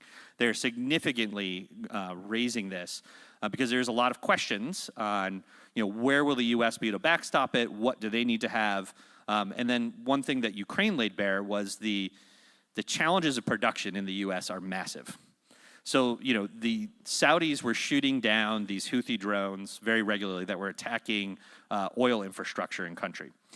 And they were running out of Patriot missiles.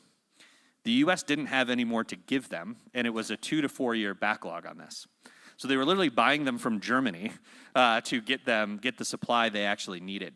So all these countries are really looking at this question of not only from a U.S. policy perspective, but just from an industrial capacity perspective, will I be able to count on the U.S. to supply me when it comes down to it?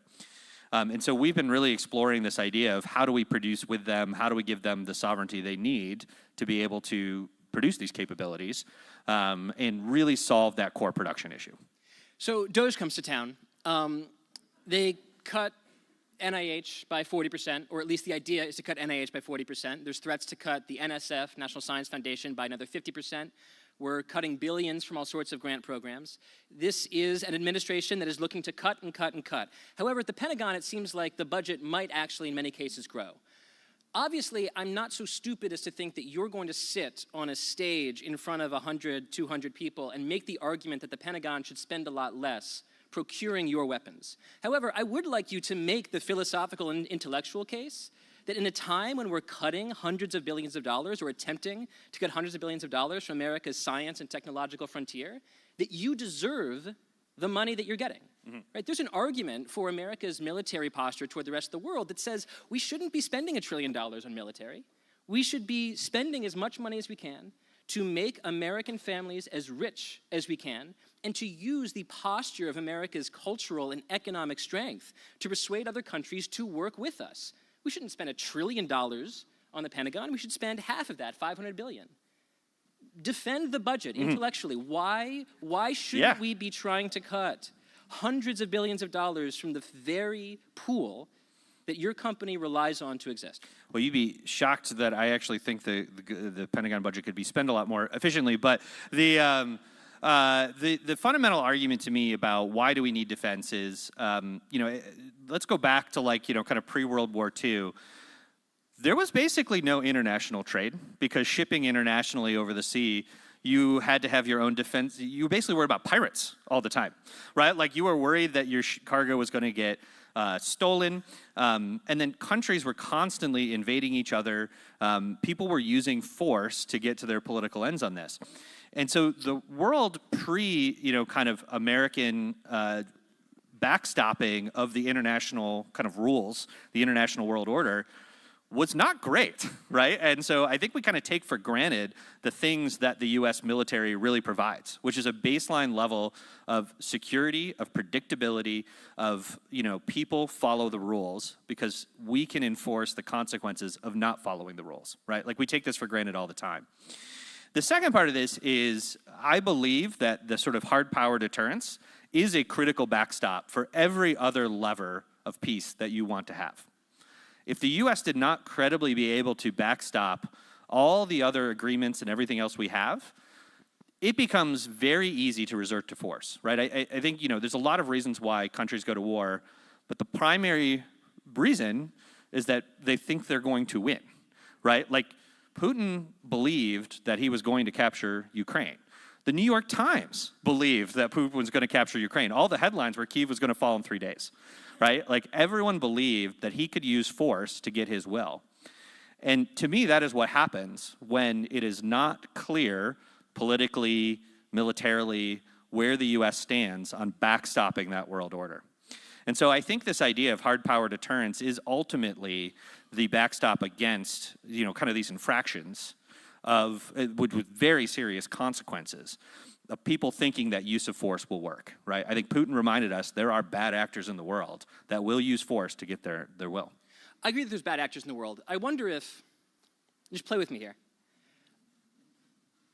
For the last, say, 100 years of American foreign policy, we have, for the most part, used our own manned military technology to fight our adversaries. That makes sense in a world where you assume that Americans will be better at manning that manned military technology than, say, Britain. And so it makes sense for America to not just lend lease military technology to the UK in World War II, but also to actually get up and fight the Nazis in the continent of Europe. Yep. We're in a different world now, where unmanned technology is going to have the exact same skill, the exact same function, whether an American buys it or the Taiwanese buy it.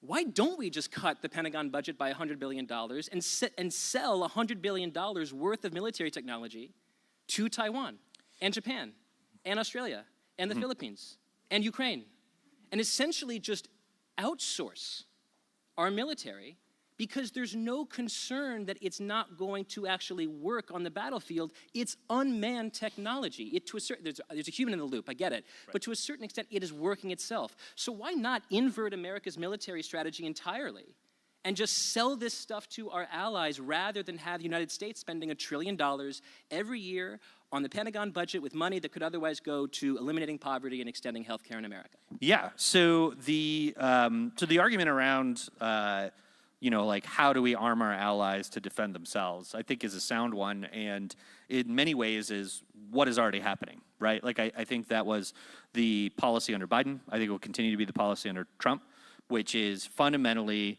you look at, again, Ukraine as a template. We did everything but pull the trigger, but we gave them the equipment. We trained them how to use it. We helped them with targeting. And but fundamentally, it was their fight, right? And I think that is a pattern that will be the strategy of first resort for nearly any president going forward. Take a Taiwan scenario. I think it is important, again, as a backstop, play out the world where the U.S. had no capacity to take on China if the worst happened. That seems to put Xi in the worst here, just to be really specific, the worst being China invading decides to invade Taiwan or wants to use cutting off semiconductor sales to America and basically disrupting the entire global economy because the highest-end chips can no longer be exported. The worst case to me is bad actors get to throw their weight around to go claim any territory they want and do whatever they want for their own strength purposes. That seems like a bad place to be in the world order. Like, I don't want to live in that world. Me too. And so the negotiating leverage that the U.S. has is wildly different in a world where the U.S. can enter that fight and win that fight than a world that it cannot. And if Xi knows he cannot, the U.S. cannot, that changes the posture entirely. So I think the strategy of first resort is exactly right. How do we give the allies the ability, the systems that are correct for what they need to do to defend their sovereignty? I think these are shorter range, they're inherently defensive, right? Like, these are much more about how do you protect and withstand an invasion or an attack.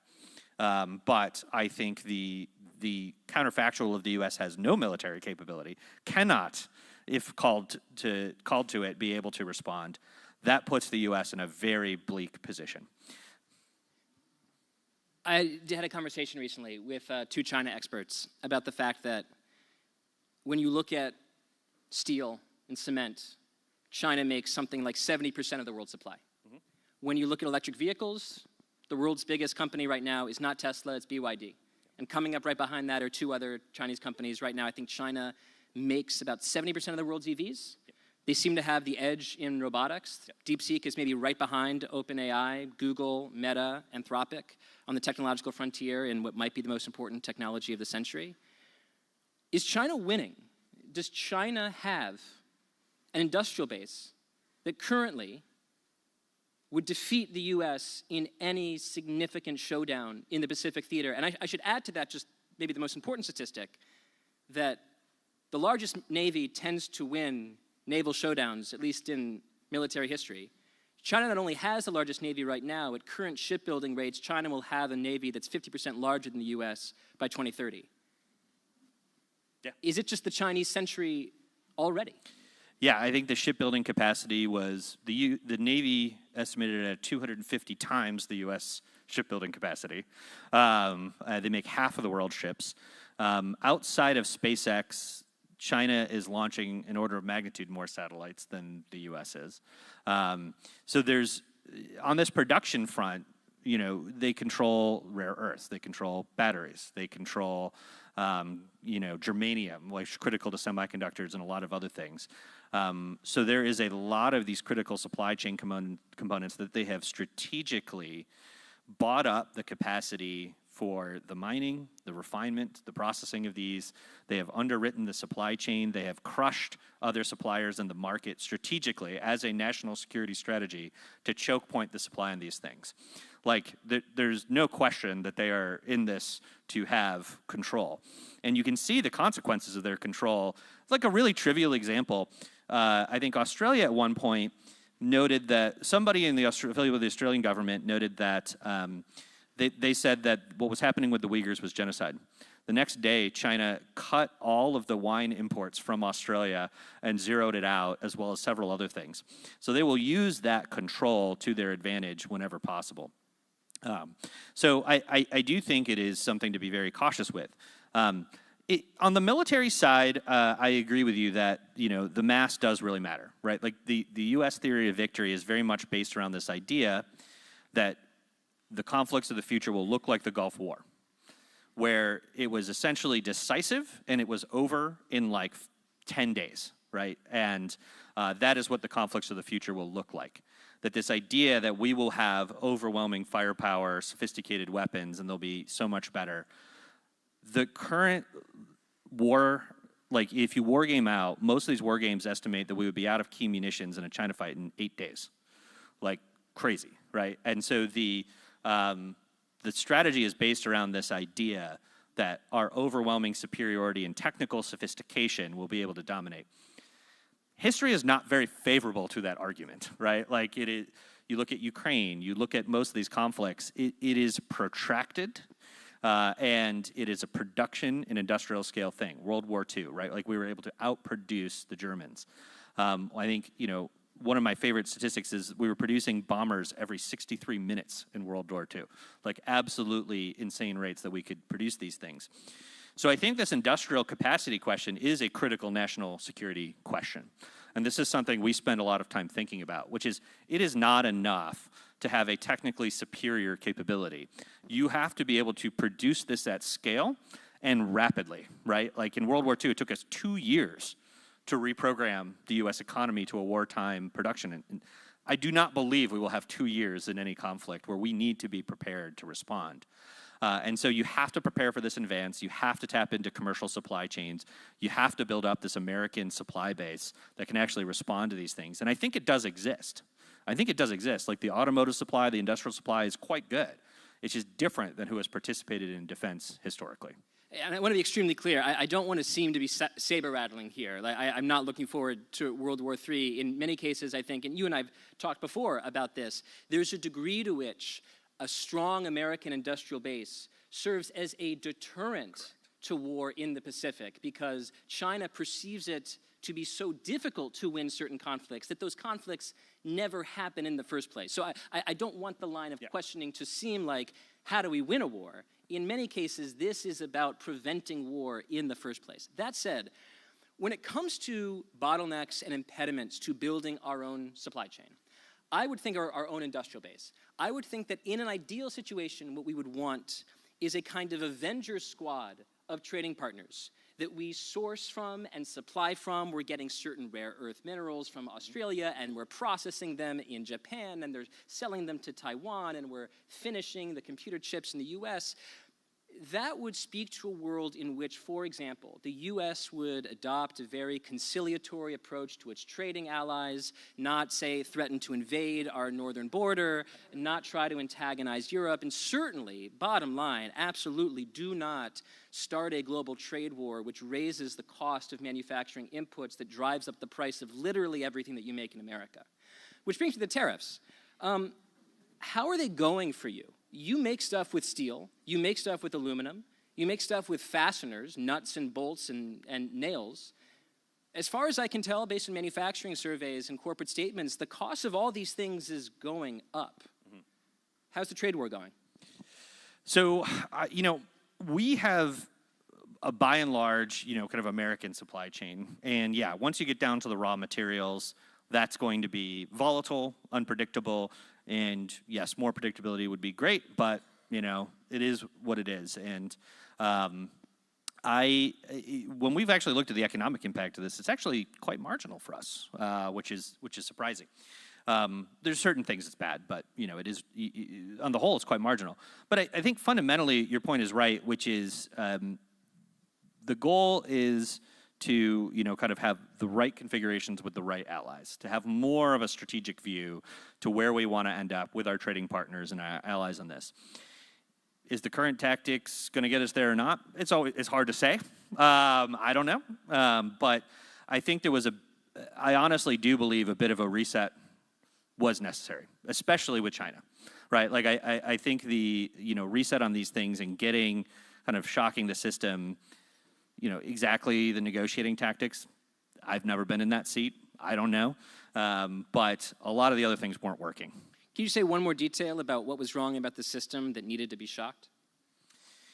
I think a lot of the things I highlighted, right? Like they had done active strategies to undermine international supply of these key things, of these key materials, and have, multiple examples of state-funded underwriting of capacity to underprice the market to get into control of those things, right? So like there is bad behavior on the other side that is anti-competitive and destructive to U.S. national security interests, business interests, growth interests, while simultaneously preventing any American companies from participating in a Chinese economy. And so I think a lot of other trading partners, I think a more nuanced approach is right. I think on the China front, it is a pretty complicated situation. I do think the national security concerns are important. It's not purely an economic concern. Deleveraging kind of China's position on this does seem important as a deterrence factor, right? Like if they have more leverage in these things, our ability to respond is highly constrained. And I think I think a lot of this comes back to how do we have a peaceable world order where they've demonstrated that they will use their economic power over a very long period of time in potentially very destructive ways. Your founder, Palmer Luckey, is a well-known Trump supporter. I can obviously imagine how that's beneficial when Trump's in power. Barring some certain breakthroughs in biotechnology, Trump will not be in power forever. Are you concerned about the fact that the president is, and I think I'm speaking objectively here, a machine of negative polarization? When Trump takes a stance on immigration, it makes immigration more popular among the rest of the country. When Trump adopts a stance on protectionism, it makes free trade more popular with the rest of the country, right? Trump's almost like a force on a seesaw, right? That by taking a position, he lifts up the popularity of its opposite. Mm-hmm. Is that a problem for your company? So I am a Democrat. I've been a Dem forever. I donated to Harris. Me and Palmer have different views. Like, that's perfectly fine. And I spent a lot of time on the Hill.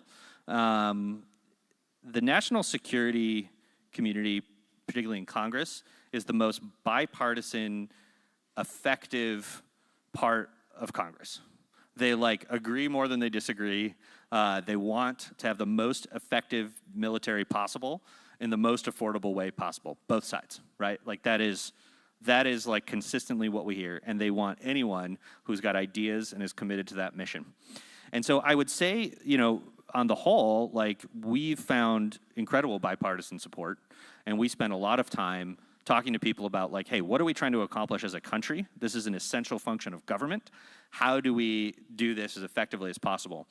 That has transcended politics pretty consistently, right? Like defense is consistently one of the most bipartisan issues. Everyone, by and large, agrees on the broad strokes of these things. You could debate top line, you could debate what's the right relative amount, absolutely legitimate debates, but having the most effective, strong U.S. military, that tends to be a pretty consensus position on both sides of the aisle. I wrote a book with Ezra Klein called Abundance that came out 6 weeks ago, and it's about, among other things, the fact that America can't build stuff anymore. We're bad at building houses. We're bad at building energy. I should be able to say that now after 6 weeks of book tour. I am not, and I don't think Ezra would call himself an expert in DoD procurement. Is our thesis that America can't build stuff, would you say it's also true of our military stack? Mm-hmm. Are there ways in which we are getting in our own way when it comes to building the kind of technology that keeps not only Americans safe, but also our allies safe around the world? I mean, absolutely. The numbers bear it out, right? Like you look at, so the Virginia-class submarine is this nuclear attack submarine. It's probably the most strategic and critical military capability that the U.S. has. And as someone who works on autonomous systems, this is one of the, I think it's more important than anything we're doing. Like it is an incredibly important capability.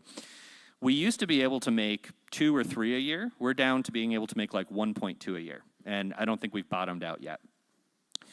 And a lot of that is the same sorts of problems you highlight in the book. I think you got a lot of this right, which is, you know, sort of the accountability around figuring out how we can solve these critical problems when all these legitimate and important other goals seep into this. That gets very, very hard, right? Like the amount of regulation, the amount of oversight, the inability to bring new people into the supply chain.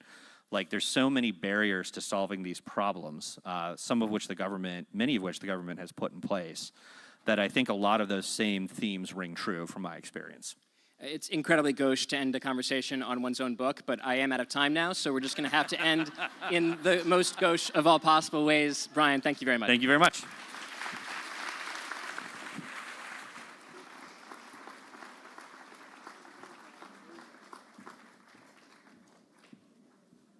And now for a session produced by our underwriter, Elastic. On the future of AI in government, please welcome Ashutosh Kulkarni, CEO of Elastic, with Nicholas Thompson, CEO at The Atlantic. All right.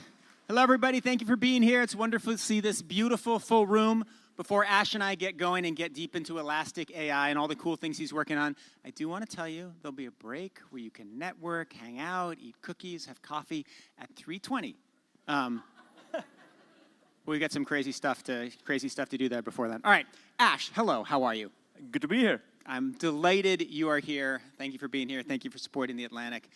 Let's get going. Assume, hypothetically, that there's one person in the audience that does not know exactly what Elastic does. Explain what Elastic does as though I'm 16 years old. There's more than one person, but let me go for it.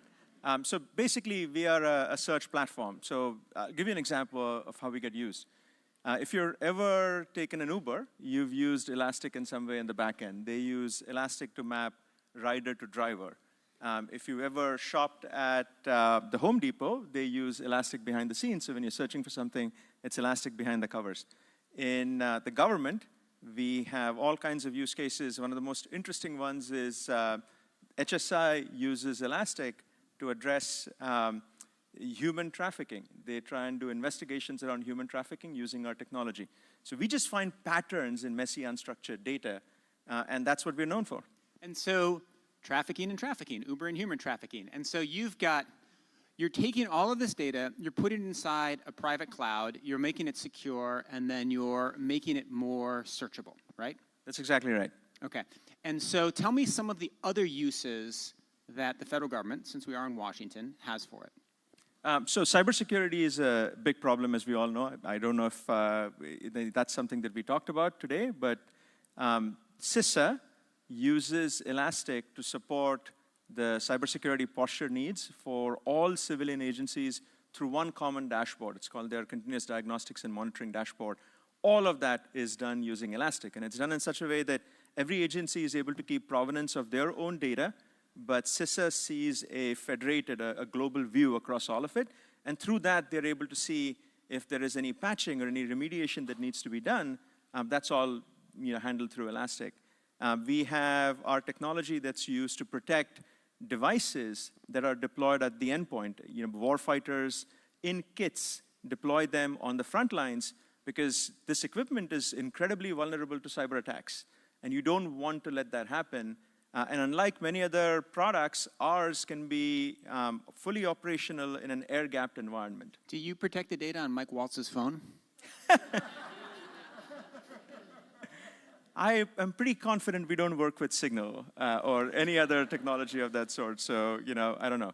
Well, I'm very enthusiastic about this work, in part because right now at the Atlantic, probably in the last hour, 5 people have gotten text messages from Nicholas Thompson asking them to buy gift cards. So keep this up. Let me ask you about the use case that I would most like. Like, if I had one government customer that I would like you to get, and I hope somebody from the procurement office is in the room, I have filed FOIA requests from 20 years ago that have not been answered. Presumably, you could get the government data in a structured place that would make FOIA work more efficiently, no? Well, it's very easy with our platform to basically make the data completely, not just searchable, but you could interrogate it just as you would numeric data in a database. That's really hard to do, but with AI and with vector technology, which we provide out of the box, you can search for patterns in just about anything. So our platform is being used a lot to build conversational applications. And you imagine, my pet peeve is always California DMV. I live in San Francisco. It's the most frustrating process ever if you need to renew your license or do anything. How much of that can you automate now because of what LLMs can do? So not so sure about FOIA, but I'm sure there's a way in which we can help them. So happy to. All right, well, so I will try to get FOIA on board, and if somebody else in here, please help Ash with the California DMV and get them onto Elastic. Do you work with our good friends at Doge? Because it seems like they'd be eager customers of yours. Yes, so we have talked to folks from Doge, and part of it is what they're trying to do is find ways to reduce their overall software costs, their overall IT costs. So that's an area where they've been talking to us, and I think that's something that they're doing with pretty much every technology provider. So absolutely, and our product tends to be much cheaper because it was born in open source, and so when you have open source roots, the way you try and build a business is by providing something at a very reasonable price, but go for mass appeal. And so just in terms of the value we can provide for the money, it tends to be very advantageous to them. Explain to the audience what you mean by our product was born in open source. So our core technology is a product called Elasticsearch, and open source has been this amazing movement that's brought so much innovation. So Linux and so many other really cool things that we depend on today came out of open source. Elasticsearch is, I think, rated as the 6th largest open source project of all time. We've had billions of downloads of the technology, and so we have a free version of the product that's a really capable version that anybody in the community can just use for free, and then we charge for value-added features on top. So that's how we monetize our business. All right, so now imagine I work for the Department of Homeland Security, and I want to use Elastic for human trafficking, and I ask you this question. Ash, your product seems really good, but you're telling me the code was written by a bunch of people in their basements in their pajamas and that everybody can look at it? How do I trust it? These days on Zoom, I have no idea what somebody is wearing under, so it could be very likely people wearing pajamas. Our big belief is that as long as there's an organization, a commercial organization that has liability, that makes sure that they are not allowing anything risky to be put into the code, having your source code in the open is an amazing thing. Like, if there are any writers in the room, if you know somebody's going to read your writing, you take that much care about what you write, right? You're always like, you have a matter of pride to make sure that if anybody is actually reading it, you want it to be great. It's the same thing with developers. If they know that millions of people are going to look at their source code, they are very, very careful about how they code, the quality of it. Even issues, bugs, are found much faster. So if you're a closed source company, you're depending on that company's engineers to have done all the hard work. In our case, we have the community helping us. All right, but now imagine you're in a room, and okay, you've just convinced me, but now there's an investor, and I'm like, Ash, how do you have a company that has a moat against your competitors when your central product is freely available for anybody else to look at and download? A version of our central product is free for everybody to download.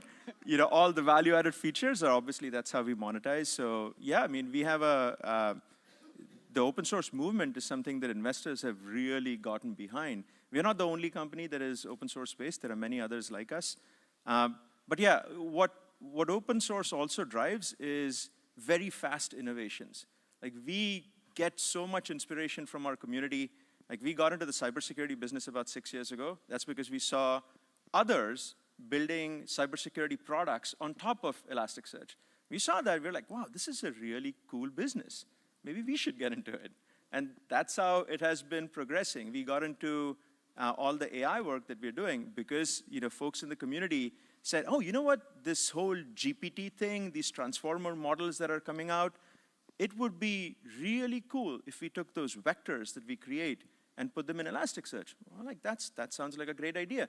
So we started investing in this area about 5 years ago, and I could not have predicted that these large language models would become so capable. Well, so this is really interesting because the world did not know 7 years ago, right, that transformers and putting information into vector space would actually be the wave of the future. Everybody thought that what you would do is you would take a whole bunch of data and you would label it, and then you would take a search engine and you would analyze all the labels. Yep. They didn't know that if you basically poured all the data in the world into a big pile, turned it into vectors, a whole stream of numbers, and then had something look at it, you would create magic, right?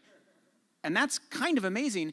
And you guys were ahead of that, which I assume is a reason why your company is still successful, even though you're in a hyper-competitive space. So how did you recognize that transformers and vector space were going to be key?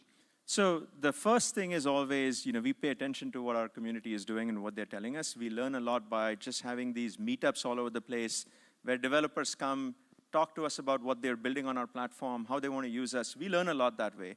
We also keep track of, what's going on in the, in the outside world. Like I said, the transformer model space was growing really nicely, and we could see the potential, collaboration there. The third thing is, because of our ethos, we run a ton of experiments within the company.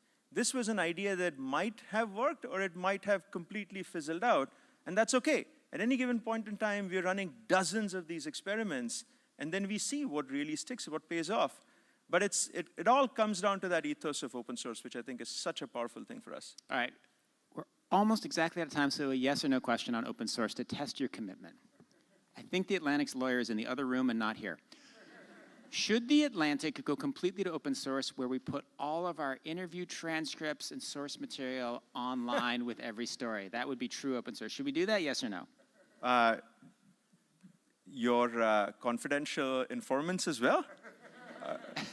Well, sounds like a no. All right. Thank you so much, Ash. Thank you so much, Elastic, for helping to support this.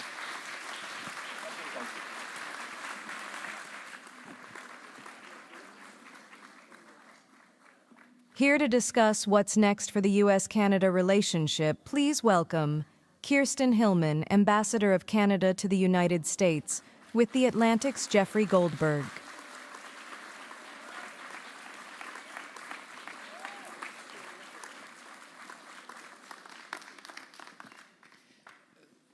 Thank you very much for joining us today. I'm sure most of you could intuit that in Washington journalism, until 3 months ago, the subject of Canada was not particularly controversial. I mean, no, we visit.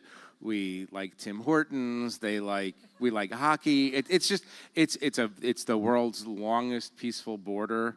It's just not that controversial. And Canadians, sorry to engage in a stereotype, are pretty mild-mannered. And so it has not been a subject of overwhelming journalistic interest or controversy. Obviously, things have changed. I was talking to, and you saw her a little while ago, Ann Applebaum, and Ann said something to me that struck me. She said that Donald Trump has achieved the impossible. He's made Canadians angry. And so I wanna start with that, Madam Ambassador. Are you angry at the way Canada is discussed by the President of the United States? Well, first, thank you for having me in my polite Canadian manner. Yes. I think Canadians, and including myself as a Canadian, have gone through a range of emotions. I think sort of surprise, disbelief, confusion, sadness. It's like the 7 stages of grief, or 8. I don't know how many there are. Lots. But I think angry, frustrated, angry sometimes, because we are unsettled by a behavior, in particular with respect to the tariffs, that is having serious and immediate impacts on our well-being. Economically, it's having big impacts here as well, but it's having impacts on our well-being. And Canadians are like, well, can we talk about this? Because we don't think this makes sense for you, for us. This isn't how good friends work together. Let's get down and talk to it. And we will. But I think, yes, Canadians have become very seized of this issue. Very seized indeed. How do you explain Trump to your colleagues in Ottawa? How do you explain? Do you tell them, oh, he means it? He literally wants to make Canada a state. Do you take him seriously but not literally? Do you take him not seriously and not literally? I mean, one of the main roles as the senior Canadian representative in the American Capitol is to explain America to your bosses, and they then explain it to the Canadian people. How do you explain it? So, a few things. One, I think that it's clear that the President of the United States and his administration are seeking to transform, in particular, their economic relationship with the world, and therefore very much with us.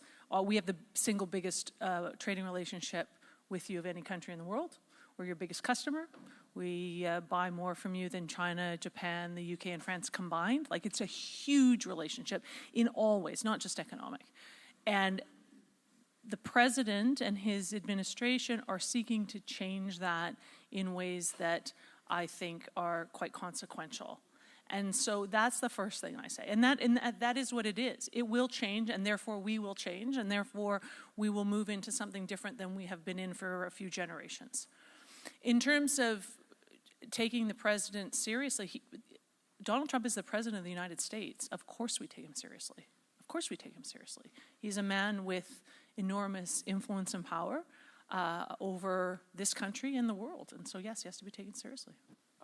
I had the opportunity to talk to the president last Thursday, and I raised some of these issues with him. I want to just read you one passage and maybe get you to comment on what you think he means, and then we could talk about tariffs. Uh-oh. Yeah. No, it's going to be fine. It's going to be totally painless. This is Trump speaking. I left some very smart people from other countries today, and I have them all the time. You understand, he speaks in a shorthand, patois. And I think maybe one of the things I've been most successful with is foreign relations. This is me, interjects. I think the Canadians would disagree. Trump, well, the Canadians. Here's the problem I have with Canada. We're subsidizing them to the tune of $200 billion a year. And we don't need their gasoline. We don't need their oil. We don't need their lumber. We don't need their energy of any type. We don't need anything they have. I say it would make a great 51st state. I love other nations. I love Canada. I have great friends. Wayne Gretzky's a friend of mine. I mean, I have great friends. I said to Wayne, I'm going to give you a pass, Wayne. I don't want to ruin his reputation in Canada. I said, just pretend you don't know me. But they're great people. You know, they do 95% of their business with us. Remember, if they're a state, there's no tariffs. They have lower taxes. We have to guard them militarily. Me, you seriously want them to become a state? I think it would be great. I respond, a hell of a big democratic state. Trump, a lot of people say that, but I'm okay with it if it has to be, because I think you know, actually, until I came along, then I respond, because I was losing my mind. I'm no political genius, but I know which way they're going to vote. They have socialized medicine. Trump says, you know, until I came along. Remember that the conservative is leading by 25 points. My colleague Ashley Parker says, that's true. And Trump said, then I was disliked by enough of the Canadians that I've thrown the election into a close call, right? I don't even know if it's a close call, but the conservative, they didn't like Governor Trudeau too much, and I would call him Governor Trudeau, but he wasn't fond of that. And then we changed the subject because I didn't feel like it was going anywhere interesting. I want you to break this down for me, starting from the beginning. Here's the problem I have with Canada. We're subsidizing them to the tune of $200 billion a year. True? Untrue? Untrue. Explain the context. So, as I said, Canada and the United States have the biggest bilateral trading relationship in the world. We sell back and forth in goods and services, $2.5 billion a day, $2.5 billion a day. It's an enormous, I mean, it's hard to conceive of for most of us what that looks like.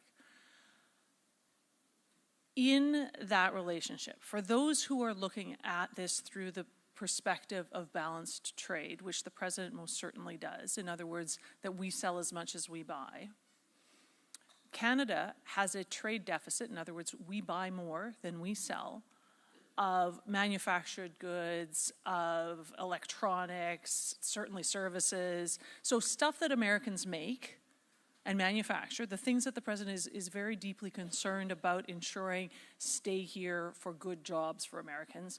We buy more of that from you than you buy from us. And we are about 1/10 your size. So just to put that in perspective. And actually, another thing to put in perspective is in manufactured products for the United States, more than half of what you manufacture in the United States you export. So selling your manufactured products to other countries is very important for the jobs that you know the president wants to create. And I think 77% of your economy runs on services. Again, we are a huge service consumer of American services. But a third of what we sell you is energy. And a lot of that is oil. And the Canadian oil that we sell is transported down to the Gulf Coast where it's refined. It is, frankly, according to many Canadian experts, sold at a discount. And that has to do with the fact that we only have so many pipelines and we can only get it to so many places. That product is then refined and resold at 3 times the price into the United States to third country markets, keeping your manufacturing costs down, right? The manufacturers that rely on that energy, keeping the price at the pump for Americans down. So yes, we sell you more energy than you sell us. That is absolutely true. And because a third of what we sell you is energy, overall we have a trade deficit, but it's about $60 billion, not 200. But if you want to balance the trade, if the United States wants to balance trade with Canada, the only way to really do that, we can't buy that much more from you. We are 41 million people. There's only so much we can buy. We will have to sell you less energy. And I don't actually think that's what the administration wants. And I think proof of that is in the fact that when the tariffs were put on to products of all nations, the tariffs put on Canadian energy were some of the lowest of all, right? So when he says we don't need anything that you make, that is self-evidently untrue? Well, I think that it is, first of all, I believe that the U.S. benefits from the Canadian energy relationship, from our manufacturing relationship. We sell you critical minerals, we sell you uranium, we sell you, all sorts of products that if you weren't buying them from us, and if you don't have them in the ground, if you don't actually have them, then you're going to buy them from someone else. And is it going to be Belarus or Venezuela, right? Where is this going to come from? Why wouldn't you buy it from us? An ally, a steadfast ally and friend, an ideologically aligned country that, you know, wants democracy and rule of law. So what does need mean? Does it mean the United States could survive without affordable Canadian energy? Probably. Does it mean that the price of all sorts of things would go up for Americans? Yes, it does. Does it mean you might buy it from Venezuela? Probably. Is that the objective? I don't think so. I think what the president is looking for is a conversation around making sure that the U.S. is getting the best out of all of these relationships. And I am eager for that conversation, because I think when we dig into the facts, we're going to see that we are a source of strength, and he's going to, his people and he will see the degree to which we're a source of strength for Americans. Do you believe this is a fact-based administration? I believe it can be. I do. And seriously, I believe that the president is attuned to the effects of his policies on American people. I do. Let me ask you this. You were, before you came to Washington 5 years ago, I mean, you actually came as ambassador to the previous Trump administration. You're an economist. You were Canada's chief trade representative. Does the president understand economics?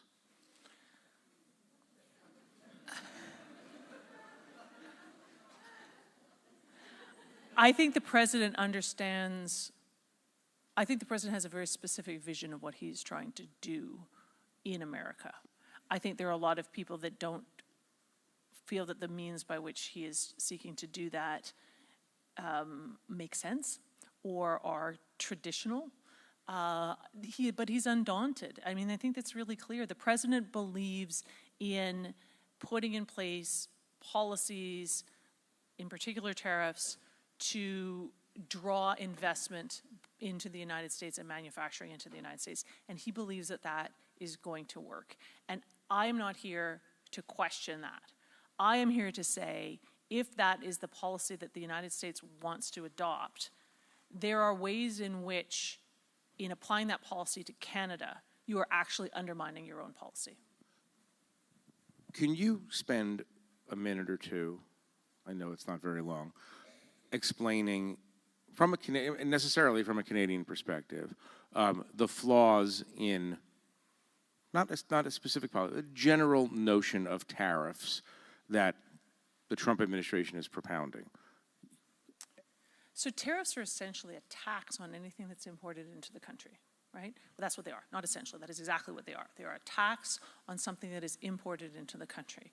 And they serve a variety of purposes. They raise revenue. They disincentivize imports. They make imports more expensive. And by disincentivizing imports, they can potentially, I suppose, incentivize domestic production. All of that works in the abstract and sometimes in the concrete.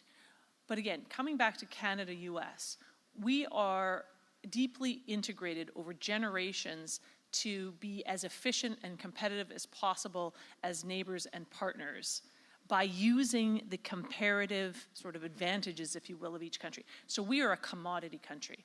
I mean, we do lots of great stuff other than commodities, but in our relationship with the United States, largely what we do, 70% of what we sell to you are inputs that you put into products that you manufacture in the United States and often sell back to us. That's energy, lumber. Energy, lumber, minerals, like small bits of machinery that go into bigger bits of machinery, steel, aluminum, right?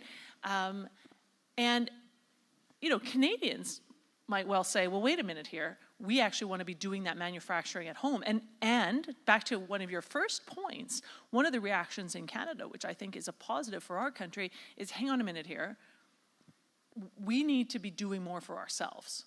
We need to be reinvesting in what we're doing here in Canada. We need to be more resilient and stronger. So you buy quite a bit of, you buy products from America that have Canadian-made components that are then being finished, sent back. Correct. In an almost, in this case, a developing world kind of relationship. You send us the raw. No, I'm not saying that. Well, I mean, so a lot of our trade is same in agriculture. I was talking to a CEO this morning who's in the agricultural field.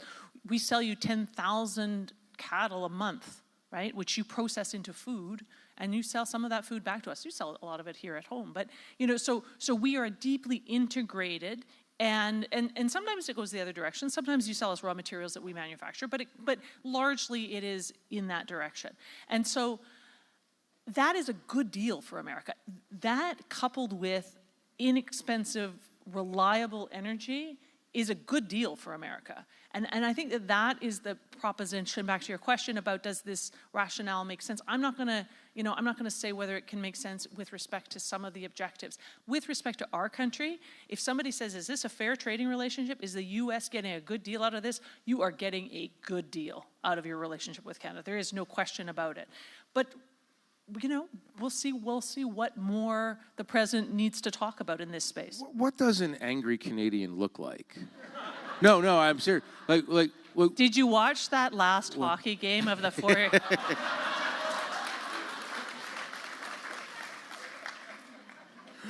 What does an angry Canadian look like off the ice? And what I mean is at a certain point, again, we could make jokes about stereotypes, but at a certain point, you are discovering a national pride that has not been right up there on the surface the way it is with some other countries, including the United States. And at what point and look, your conservative candidate lost, as Donald Trump acknowledges, in a kind of like he doesn't care way to me. Your conservative candidate lost because he was seen as too close to MAGA ideology. I mean, it was clearly what happened up there was a reaction in part to what's going on down here. But would you really reorganize your economy to push away the United States at a certain point? I mean, if you can't get what you consider to be a good deal, what does that look like? I think that it's a question of mitigation, right? I think that we will seek to strengthen our own economy, and we're doing that already. We will seek to reinforce relationships that we have all over the world. We have, a trade agreement with Europe. We have a trade agreement in Asia. Canadian businesses are already giving me anecdotes about selling their product into those markets. You're a two-ocean country, just like we are. Right. So the products that are not as competitive down here because of the tariffs, they're going to these other countries. The U.S. buyers aren't happy, but the Canadian sellers, are doing what they have to do for business. So strengthening ourselves at home, making sure we have the strongest relationships that we can with our allies around the world and our partners around the world. But of course, we want to get to a place of sort of stability and predictability with the United States. Well, what I'm saying is, what if you can't? I mean... Do you know what? I think we can. I don't think it's going to be what... the U.S. this administration has changed the paradigm on the role that it wants to play and how it proceeds in trade and economic discussions and relationships. There's no question about that. And we have to adapt. But the American people, the businesses here in America, consumers here in America, are better off with a more stable relationship with your biggest customer, right? It makes sense for Americans, and it makes sense for the people who have put the president into the White House to have affordable products to buy, to have relationships where companies invest in their communities. Companies don't invest when there's instability. The whole reason we put these sort of international rules in place is to say, okay, over time, you're going to be able to count on this regulatory regime or this tariff or whatever. As that remains tumultuous, as everyone knows who's reading about the effects of this internationally, there is a chill on investment, and there is a concern around the long-term, stability. So I believe we will get back there somehow because it's what is best for the American people. Has Canada made any mistakes along the way in managing its relationship with the United States? Well, that's a good question. Yeah. I mean, we all make mistakes, don't we? But I think that I don't know. I'm not sure I would characterize it as a mistake. I think that what Canada and probably all of America's, allies around the world have to continually make sure we fully understand is that the U.S. is seeking to play a different kind of role, to do things differently. Here's a very good example, and that we have to not just hear it, but we have to actually act in a way that fully recognizes that and relate to this administration from where they are. Right? They want to transform the way the U.S. relates to the world. They will do that, and we will therefore have to do the same. But here's a very good example.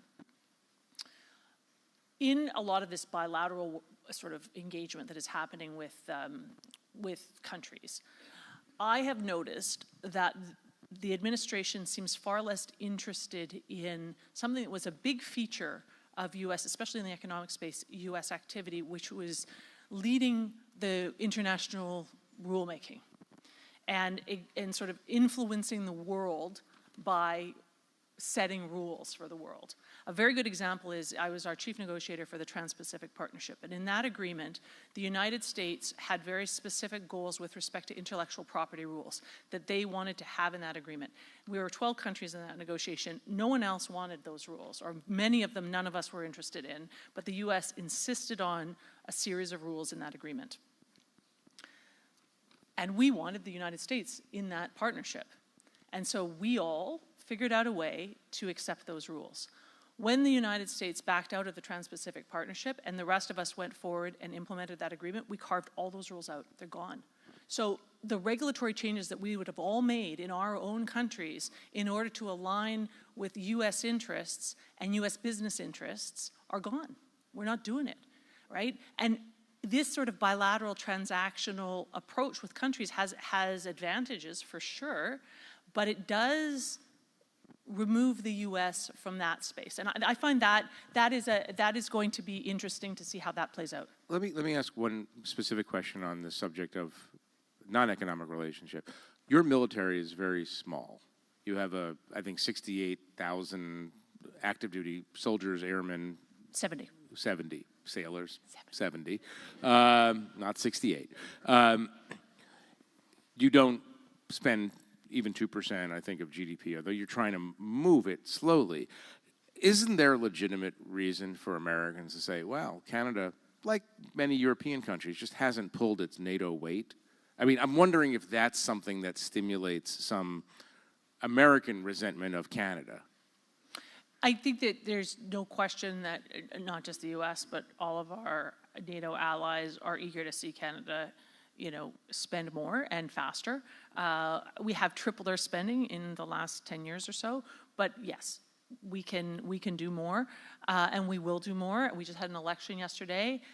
I anticipate that will be something that our new Prime Minister will speak to, soon. Right. So yeah, I think that that's a fair point. But I guess the other thing that I would say is, so absolutely a fair point, where we are trying to really orient ourselves in our defense priorities is towards things that we can do that are specific to Canada. We're spending an awful lot of the money and energy that we have on the Arctic, for example, and really investing in the Arctic, investing in North. And that's a counter-Russian activity, among other things. Russia and China, yeah. Yeah.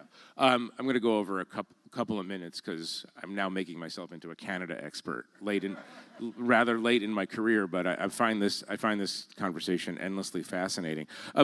The election, is Trump correct? Did he throw the election to the Liberal?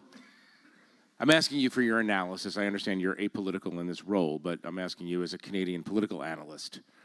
I think Canadians were very focused on a small number of things and very near the top of the list for almost all, I would say, is managing our relations with the United States. That was essential to most Canadians. And then cost of living, and we have a housing shortage crisis. We have a few issues that are really important to Canadians. But absolutely managing the relationship with the United States was top of the list for very many Canadians. And how did that help Carney?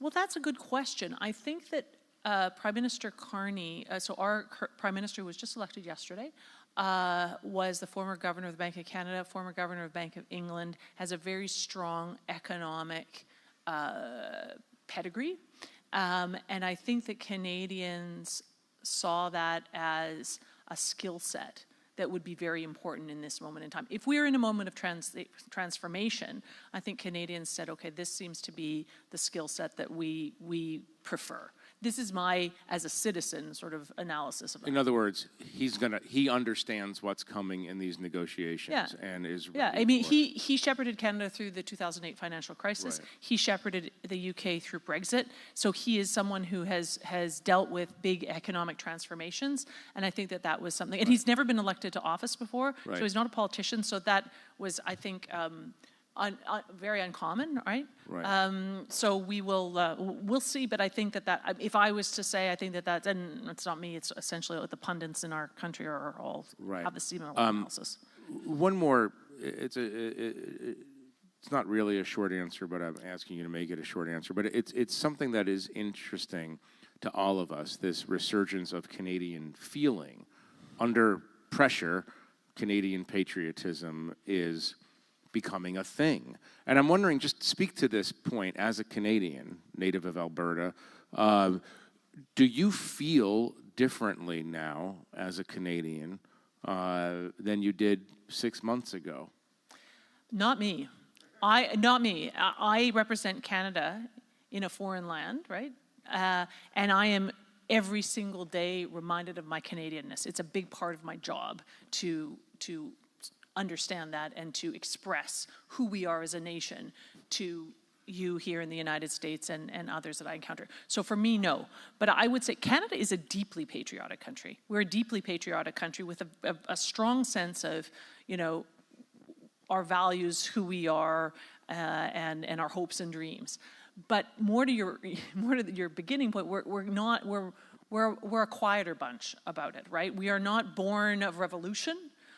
We are born of sort of negotiation. We are born of a much more gentle birth, if you will, than the one you encountered. And I think You that kind of were ambivalent about King George III. No, we get it. We had the king there are good people on both sides. I get it. And we have our founding nations are France, the UK, but of course our First Nations, our Native people were there, who are remain a huge part of our cultural reality and importance to our cultural identity. So we're just a different country, but we're the less rowdy cousin at the Thanksgiving table. But not today. Not today. Not today. Well, getting rowdier. And my final question.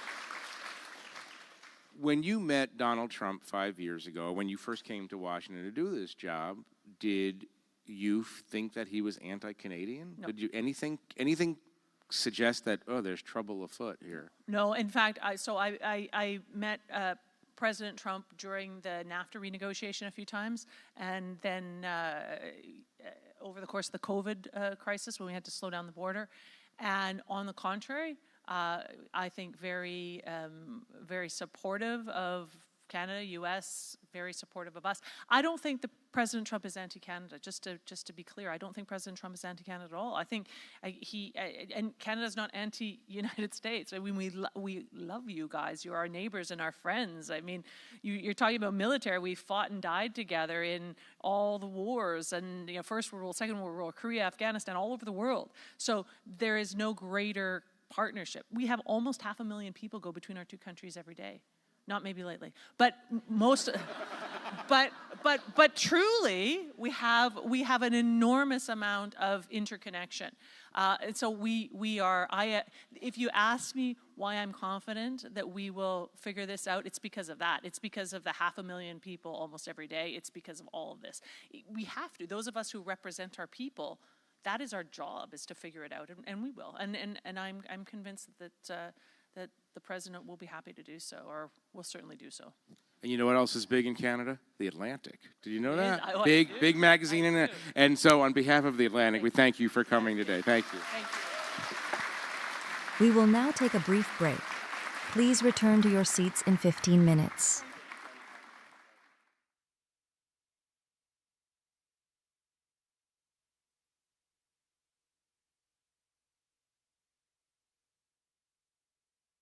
We will now take a brief break. Please return to your seats in 15 minutes.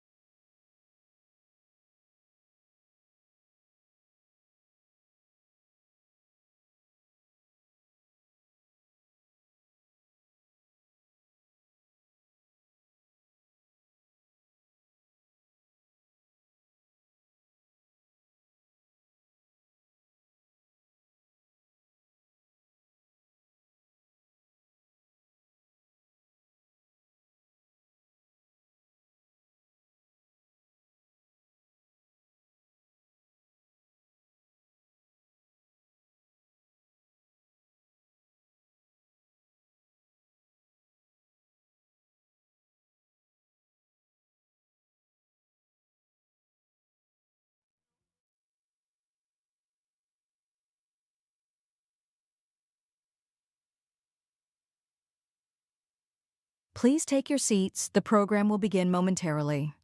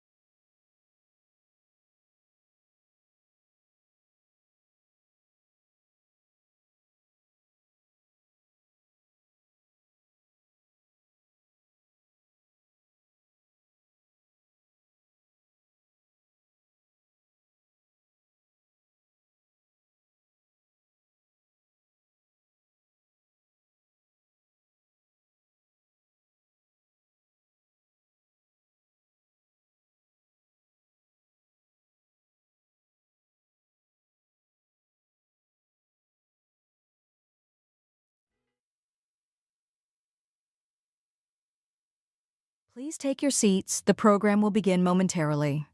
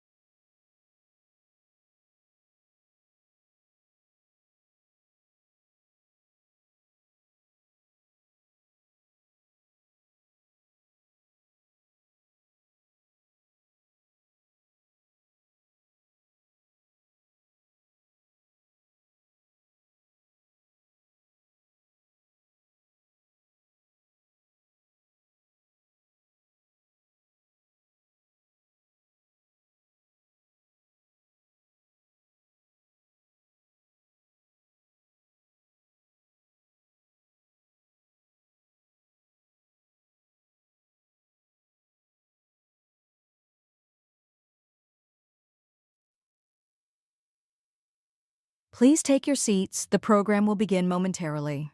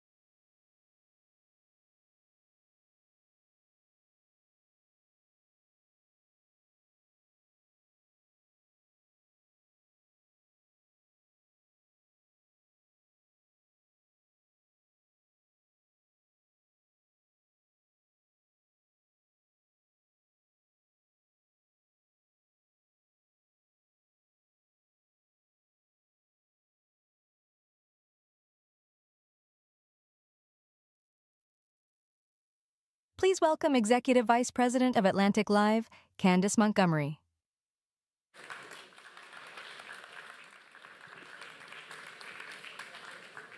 Welcome back, everyone, and we hope you enjoyed the programming so far. A reminder that following our afternoon plenary, we'll be hosting a reception on the terrace downstairs that will include refreshments and signed books for purchase.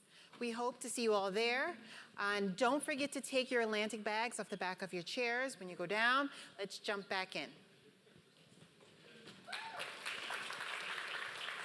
Here to discuss the state of our union, how national policies impact local communities, please welcome Valerie A. Arkush, Secretary of Human Services, Pennsylvania, and Meena Seshmani, Secretary of Health, Maryland. Here to lead the conversation is Nicholas Florco, staff writer at The Atlantic.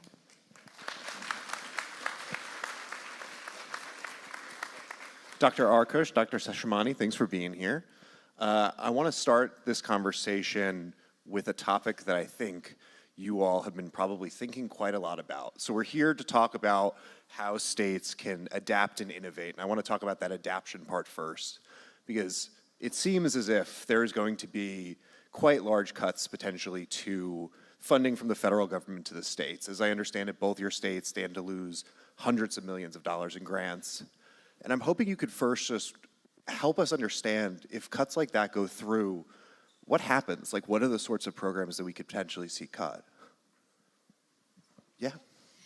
Well, first of all, let me just tell you a little bit about Pennsylvania and some of the really innovative things we've been doing there under Governor Shapiro's leadership.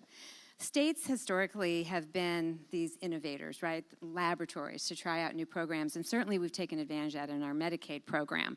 We've instituted coverage of doulas to help reduce our maternal mortality rate.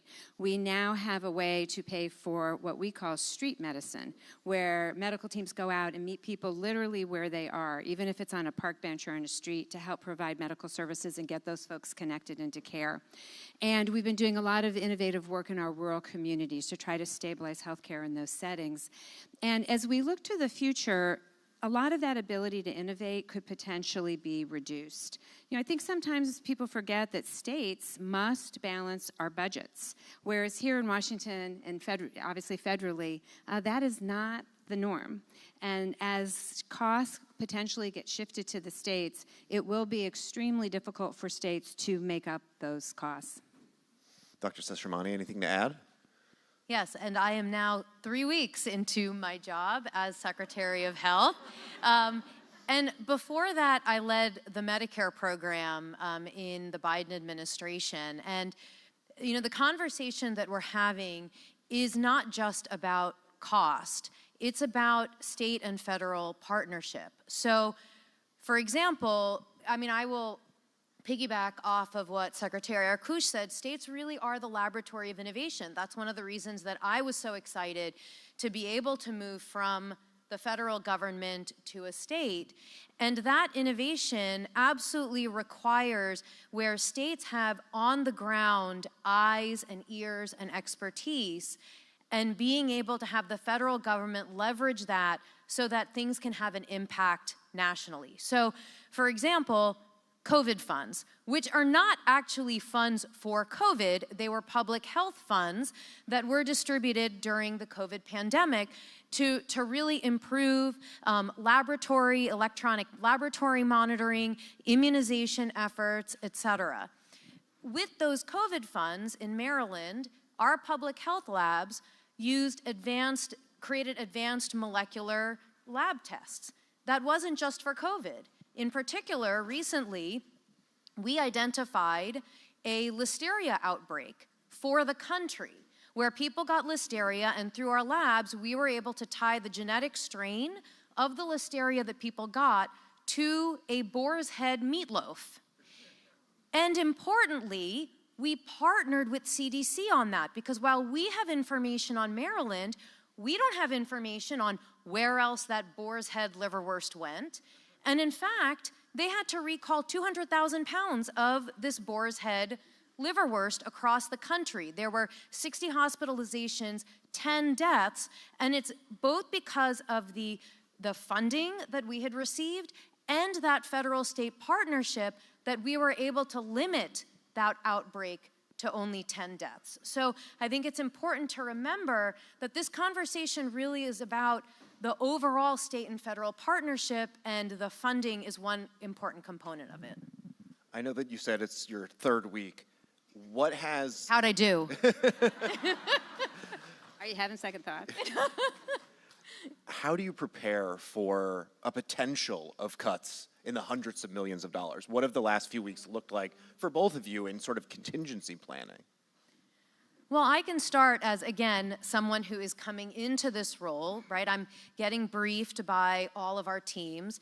In Maryland, there are 4 main administrations in the Department of Health.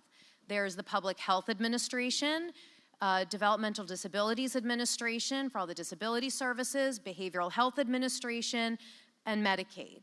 And it has been very interesting as I am learning from and talking with each group that one of the biggest questions is what is going to happen to funding dollars. So, for example, with our Behavioral Health Administration, with whatever is happening with SAMHSA, we are distributing very critical grant dollars to support residential treatment centers for, opioid use. And we don't know what's going to happen in fiscal year 2026. And partnering with the providers on the ground to try to navigate that uncertainty. Or one other example, we regularly apply for tobacco prevention grants every year. This is a very regular process that we do. We submitted the application and we didn't hear back in the normal way. And that's because we came to understand that the entire federal team that evaluates and distributes those funds was let go. So the money is available, but they don't know how they're actually going to evaluate the renewal applications and distribute this money. So I really think it has embedded every part of how we do our job, because the health and the well-being of our states depend on the work that our departments do, and that in turn is a partnership with the federal government. Anything to add, Dr. Arkush? Yeah, I think that it's really important for folks to understand the breadth of the work that we do on the ground in the states. And so we also, under my purview, is the Medicaid program, same programs for people with developmental disabilities, physical disabilities. We run the subsidized child care program through me. We also have child welfare and juvenile justice and mental health services and several others. And a lot of what we've been doing lately is simply educating our communities. A lot of people don't understand the difference between Medicaid and Medicare. And what we're talking about right now is Medicaid cuts, potentially. And Medicaid is a program that is shared in its financing between the federal government and the states. In my state, the federal government pays about a little over 56% of every dollar spent on Medicaid. And it would be extremely difficult in a state where there are 3 million people on Medicaid to be able to pick up any portion of that should that portion go up.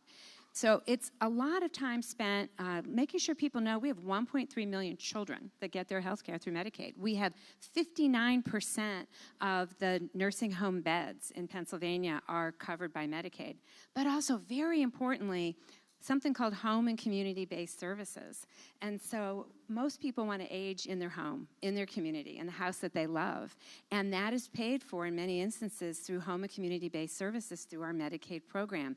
These are all programs that are depended upon by so many people in our communities, and we are doing a lot to make sure that everybody understands, both folks in Pennsylvania and elected representatives. Let me just ask. Yeah, if I can piggyback off of that, I think, again, just like we were talking about how the conversation is about federal-state partnership and cost is one part.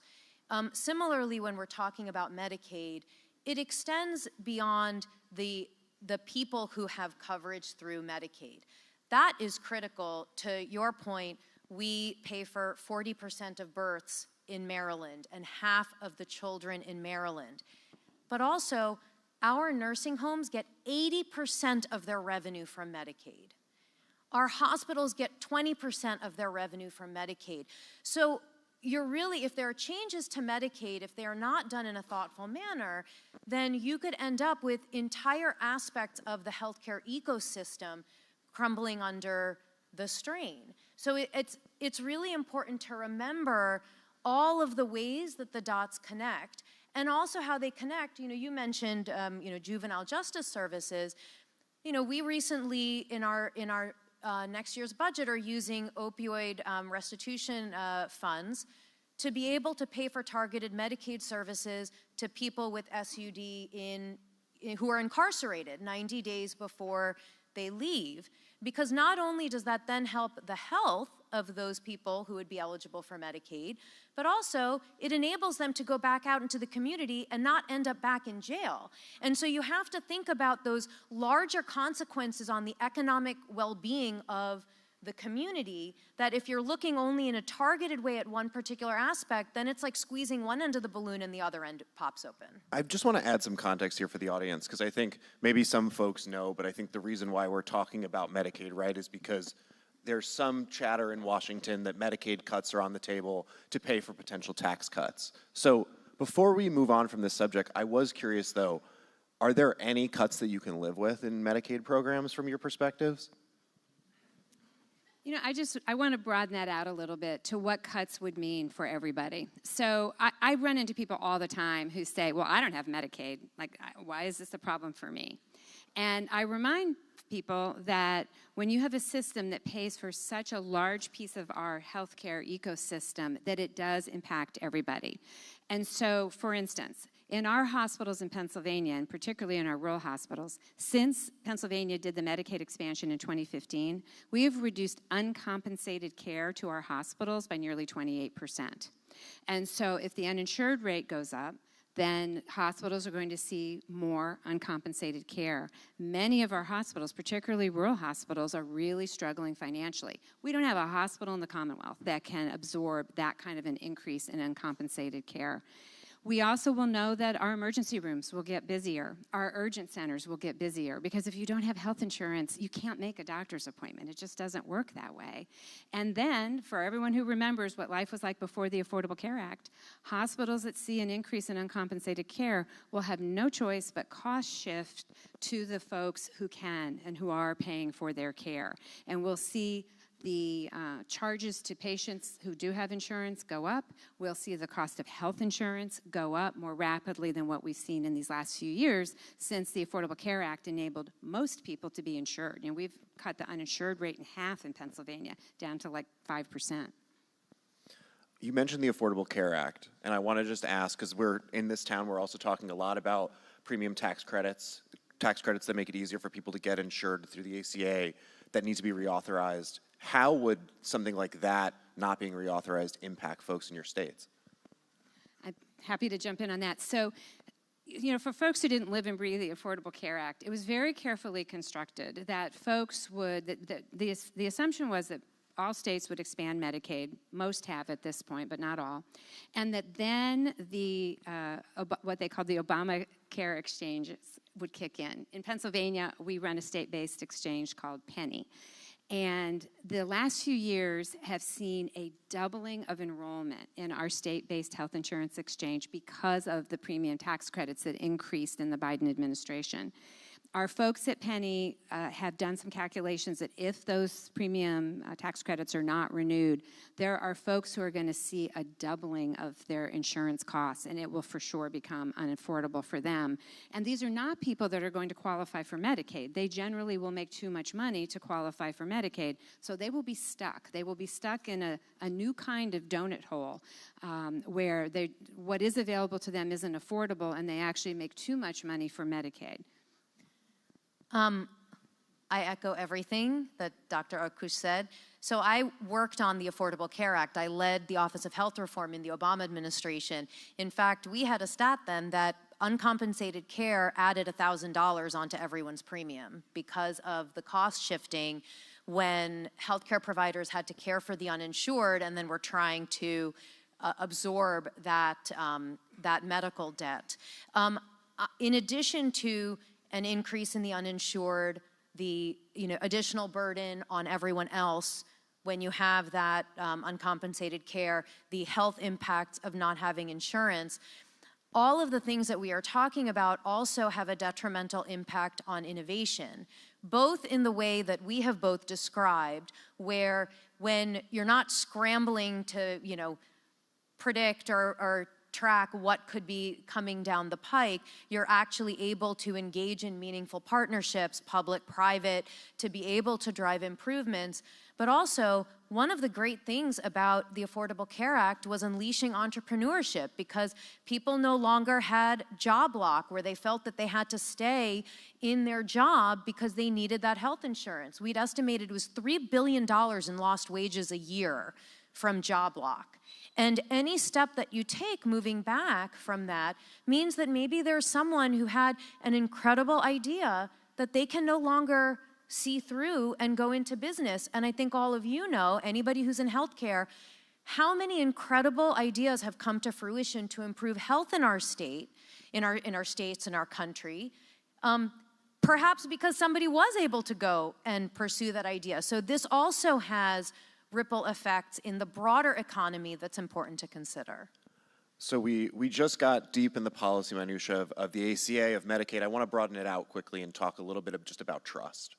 I am curious just for your all's take on where we are with trust in public health post-COVID, now multiple years out. How are you all feeling, and what can we do to further strengthen trust in public health? There was a laugh in the audience. I mean, I do think it's incumbent on all of us to really reach out and meet people where they are. This is something that when I was leading the Medicare program, we really worked on. I mean, we brought forward $35 insulin copay cap, $0 vaccine. People aren't just going to randomly go to their pharmacy to see if the shingles vaccine still costs $200.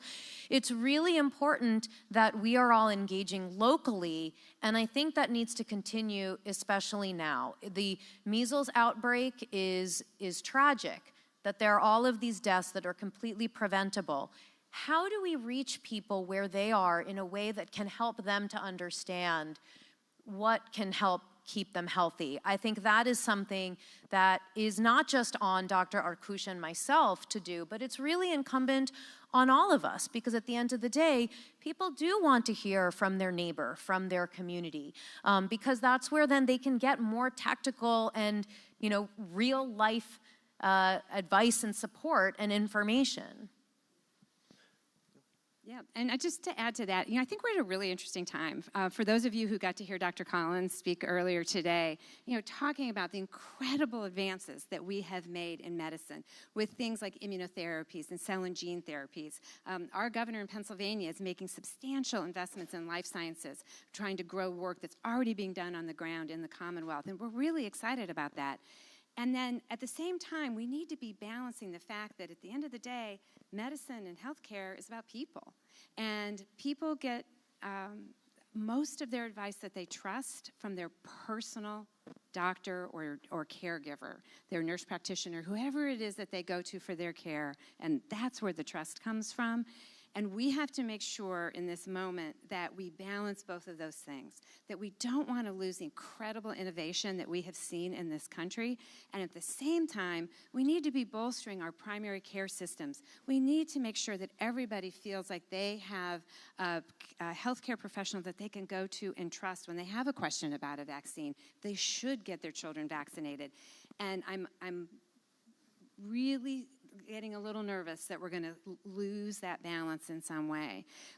Oftentimes people seem to forget that this is a conversation about people, about every one of us in this room, about our loved ones, our neighbors, the person that checks you out at the grocery store, the person that drove the cab or Uber that brought you here. This is a story about people, and we need to keep focused on that.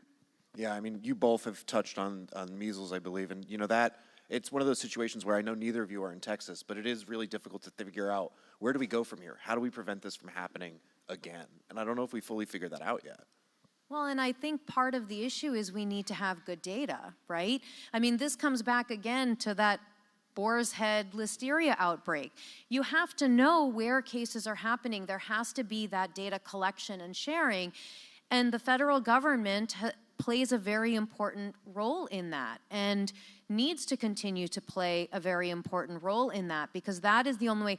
These viruses and bacteria, they don't respect state lines. They don't say, oh, there's the boundary, I'm just going to stay over here. So it is real. That's a very important role that the federal government has, to be able to facilitate that information sharing and that ability to tackle these, outbreaks in a broader scale than what one state can do. I hate to cut off the conversation. I could talk to you both for hours, but I want to pull back for 1 second right before we finish and just ask, it's 2040, right? And your state is the healthiest in the nation. What did we do to get there? And if you both can do it in 30 seconds, that'd be incredible. So I think that, when I look at the Medicaid system, it is 60 years old this year. It was 60 years ago that Medicaid and Medicare were created. And the healthcare system was so entirely different there. I just want you to know, if you look at the list of things that Medicaid is required to cover, it's a really short list. You know what's not on it? Medications. Because 60 years ago, there weren't that many. And so I do think that this is a moment where we have to look broadly at the work that we do and build the system that we want. We know how important food is to health. We know how important it is to be stably housed. We know how important environmental exposures are, clean air, clean water. Maybe this is a moment where we have an opportunity to really double down on some of those things that we know are essential to staying healthy. Dr. Seshramani, last word. Well, I'll piggyback off of what Dr. Arkush said, and I think a way that we can do that most effectively is by all of us working together, right? Each of us has a unique perspective, a unique experience that needs to be included as we try to solve the giant puzzle that is healthcare. States, federal government, patients, health plans, hospitals, pharmaceutical companies.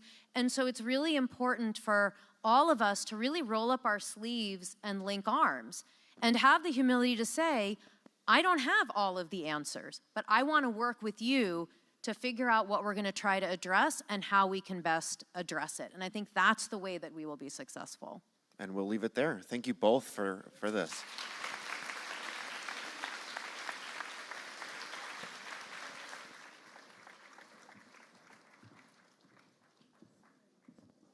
And now for a special edition of Atlantic Reads. Here to discuss their new book, Abundance, please welcome the co-authors, Derek Thompson and Ezra Klein. Here to lead the conversation is Annie Lowry, staff writer at The Atlantic.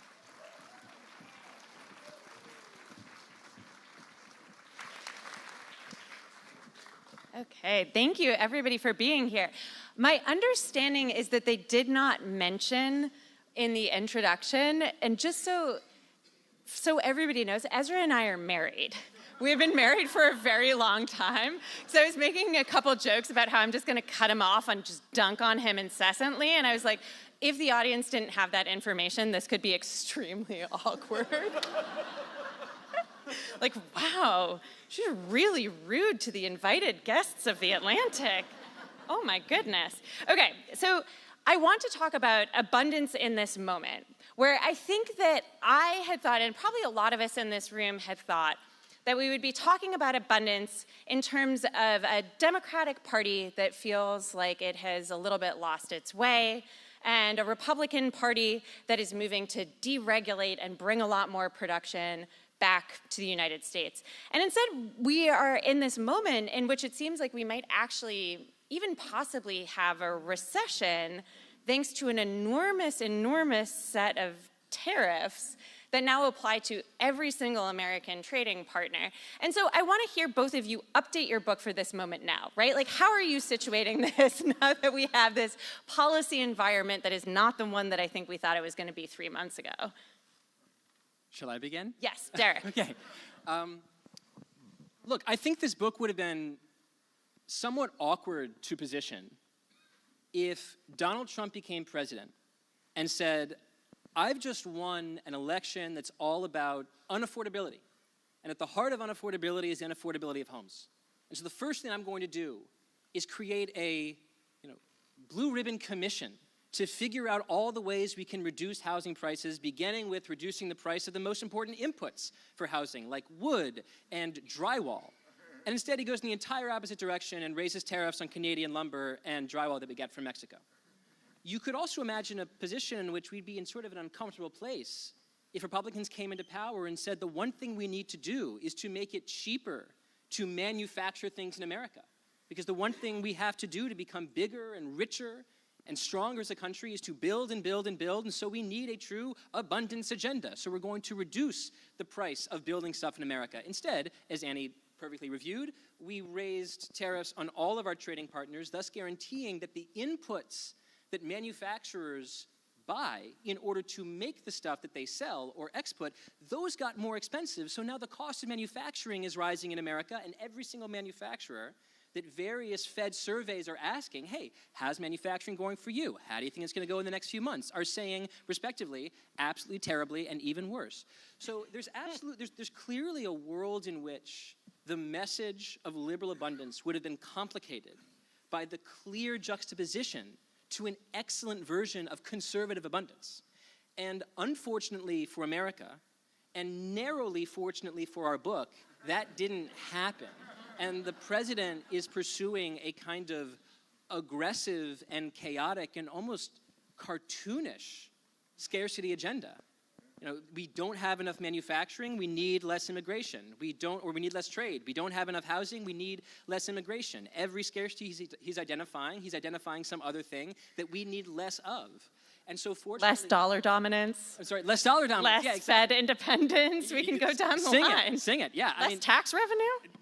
You should have why didn't you write this book? This is what I need. I mean, Annie GPT. Yeah, sorry. There you go. It's a very fulsome acknowledgement at the end. I only see. It made me uncomfortable. I only see what Ezra emails. I can't see the inputs. So yeah, the answer is a little bit funny, but honestly, like profoundly sorrowful that the example being set by the Trump administration is the paragon of a scarcity agenda, and its juxtaposition with abundance, I think, just couldn't be any clearer. Yeah. Do you have anything to add to that, Ezra? Welcome to the only stop on the tour where the moderator could actually hurt my feelings. The only moderator I actually fear. I'm not going to add on tariffs because Derek is so good at talking about tariffs. I will talk about Doge for a second, though, because here we have this whole book that is very substantially arguing that Democrats have allowed the state to be too bureaucratic, too lawful, too careful, too procedural. And then here comes this administration that says, what if we light all of that on fire? And so that was not expected at that level. The other policies, I think, more or less, like, I believed he would do the tariffs. I didn't think they'd be quite this stupid. I didn't think we would tariff penguins, but I did think we would do tariffs. Elon Musk's Doge was something else, and it has created this sort of interesting challenge, like, well, is this what you're talking about? And no. The fact that a patient would benefit from surgery doesn't mean they'll benefit from a stabbing, and Doge is a stabbing of the government. But it has loosened the Democratic Party up in a very interesting way. At the beginning, they were saying this to me privately. Now a number have said it publicly. But Democrats have developed a kind of interesting Doge envy. They don't want to do what Doge is doing. They don't want to try to pursue the end Doge is pursuing, which is an ideological purge of the government, a destruction of state capacity. But the recognition that they had hamstrung themselves with rules that were actually norms, with laws that were not actually enforceable, by listening to everything every lawyer said, even when it was only an advisory opinion of an advisory opinion of an advisory opinion, it has changed their thinking about what is possible. Both the fact that if your government is not effective, you might lose the election. Losing the election doesn't mean Mitt Romney and his team comes in. It might mean you lose liberal democracy. But also losing the election and realizing, when is the last time, it has not happened in my lifetime, when the thing people are saying about a president is he's doing too much of what he promised, right?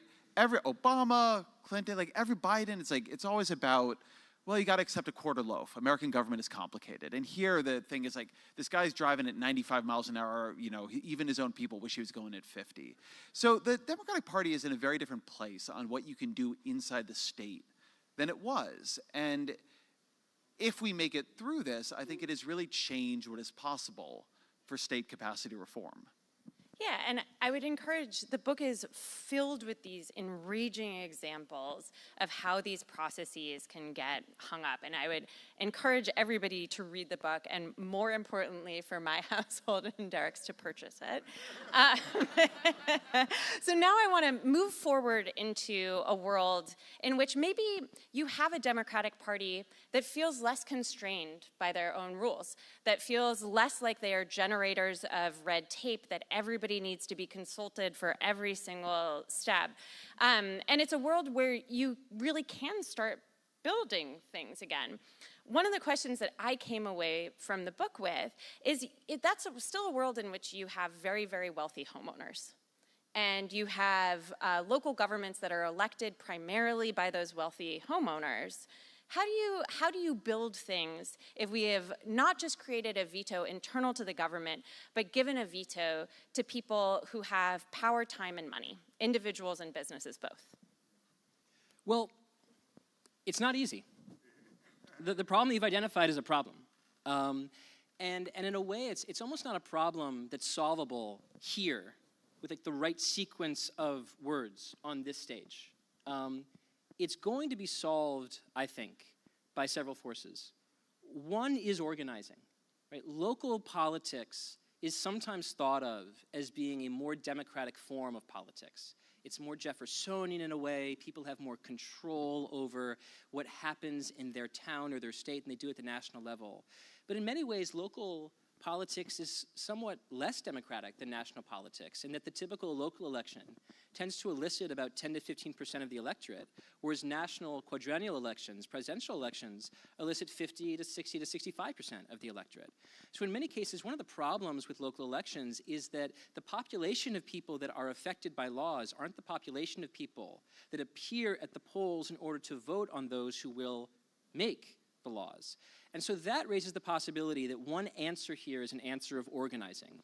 That if you can find a way to have certain groups, and YIMBY, the YIMBY groups that exist around America are already trying to do this at the local level, to go around and talk to non-voters and get them on a list and tell them we're going to activate you on certain days, especially when there's a primary or especially when it's a week or a month before an election and on election day. And that's just straightforward organizing. So there's one vector here, one plank of the strategy. It's sort of old-fashioned organizing. Not enough people are showing up to represent their interests at the polls, and we need more people to show up because otherwise the polls are going to be overrepresented by the rich homeowner elite. That's one possibility. There's another tranche of the strategy that, this is the cliche, that it's all about either persuasion or turnout. So now I guess I've talked about turnout, I have to talk about persuasion. I really do believe deeply that, that NIMBYs, that people who don't want local housing construction, are, like every other person, profoundly torn in their preferences. They live with a set of conflicting principles. One of those principles is, I don't want a lot of change around me. And when I see an apartment building or the beginning of an apartment construction down the block, I think this is going to be a noise, this is going to be traffic, this is going to be a headache for me. But a lot of these people live with this other desire, that they want their local community to have affordable housing so that their friends can move nearer to them, or their children can live in the same city as them because there's enough housing to accommodate entire families living in an area, even when all of them don't make $1 million a year.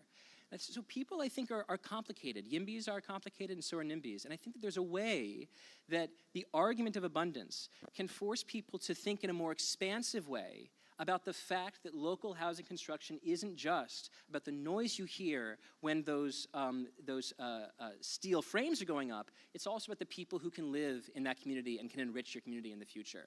So I really do think that there is an enormous role for persuasion here, and I don't want I don't want to lean too much on the turnout argument to simply say NIMBYs will be NIMBYs. There is a way, I think, to make people see the bigger argument. And one last thing that I would say is that we live with a set of different defaults where, for example, very few people who send their children to private school say, well, I send my children to a private school so I don't have to pay local taxes for education, right? Because the default in that community is that everyone pays local taxes that pay for education. And in the same way, there's defaults in some states or some cities where neighbors don't have as much power to determine what's built down the street from them. And in a way, I think we can also ask people to have a more capacious sense of housing justice, the way people have a sense of school justice, which is to say, you have a right to live in your home, but there's also a higher principle here that more housing should be built in the city. And it's actually somewhat, I used this term before, but it's actually somewhat gauche to be against housing. It's actually somewhat rude. It's not normal to be against new housing construction in this way. And so I do really think that cultural wars can be won in the arena of persuasion in addition to the necessary work that needs to be done in organizing. Okay. Ezra, do you have thoughts on this? I had seen that you were like raising your mic, but then I don't know. I feel like you get into this, like, I have a million thoughts on everything, as you know, but you can get into this abundance of answers problem. So I'm going to let you ask another question. I'll do It something should be an abundance of answers. That is kind of broadly the point here. One of the things that Derek that brought up for me a little bit is that we have been in a world where scarcity has been most obvious in terms of prices, I think, and we might be in a world actually where there's about to be true shortages. This was true in COVID. And I think that one thing that happened during COVID was that inflation made the cost of living crisis much more salient to people. They noticed it way more because of the price of eggs. Somehow they hadn't noticed their insurance premiums, but they really, really noticed the eggs. And I think that we're about to have some version of this because I do not know that this is, I think it is quite likely that we will have material shortages of certain goods on shelves in a month or two. And I think that this might actually act as an additional prompt for like, oh goodness, right? Like you don't really see it in housing, but it's nevertheless, right? These markets work in not completely dissimilar ways. One framing argument in the book, and this was very influenced by a piece Annie wrote in 2020, a month before COVID, called The Affordability Crisis. One framing argument in the book is that we have come through a period of arguably decades when economic politics in this country was about demand. It was about wages, it was about the number of jobs, about unemployment. And this was particularly true after the financial crisis. You talk to Obama-era economists and all they would tell you is about demand, demand, demand. We need more demand. And we have entered, and this is sort of post-COVID, but it was building before that with this affordability crisis, as Andy named it, in healthcare and elder care and housing and childcare, in all these things that are not consumer goods, but are things you need to build a life. There was this pressure, this cost pressure building in an economy that otherwise looked pretty good. And then you had COVID, you had inflation. This sort of went through like what I call like the saliency portal. The eye of Sauron that is American politics moved to something else. It moved to how much things cost. And the perennial raging frustration of the Biden people is that even towards the end of that election, when inflation, the rate of inflation had come down to a more normal level, people were not okay with it. They were not happy with it. They were not going to give up on the idea that everything was now too expensive. But behind that, they were noticing it. Now we're about to go through another, I mean, this one by choice, optionally. It's completely insane. But we're going to go through another administration where they're going to drive the prices of things up. We are in an era of American politics that is not about demand, it is about supply. We have plenty of demand, we have insufficient supply. Sometimes that supply is insufficient because of shortages from pandemics. Sometimes it is insufficient because of long-term cost pressures that have built inside the economy. Sometimes it is now insufficient because of tariffs. Sometimes it is insufficient because we are just in an era where we need resiliency that we didn't have before.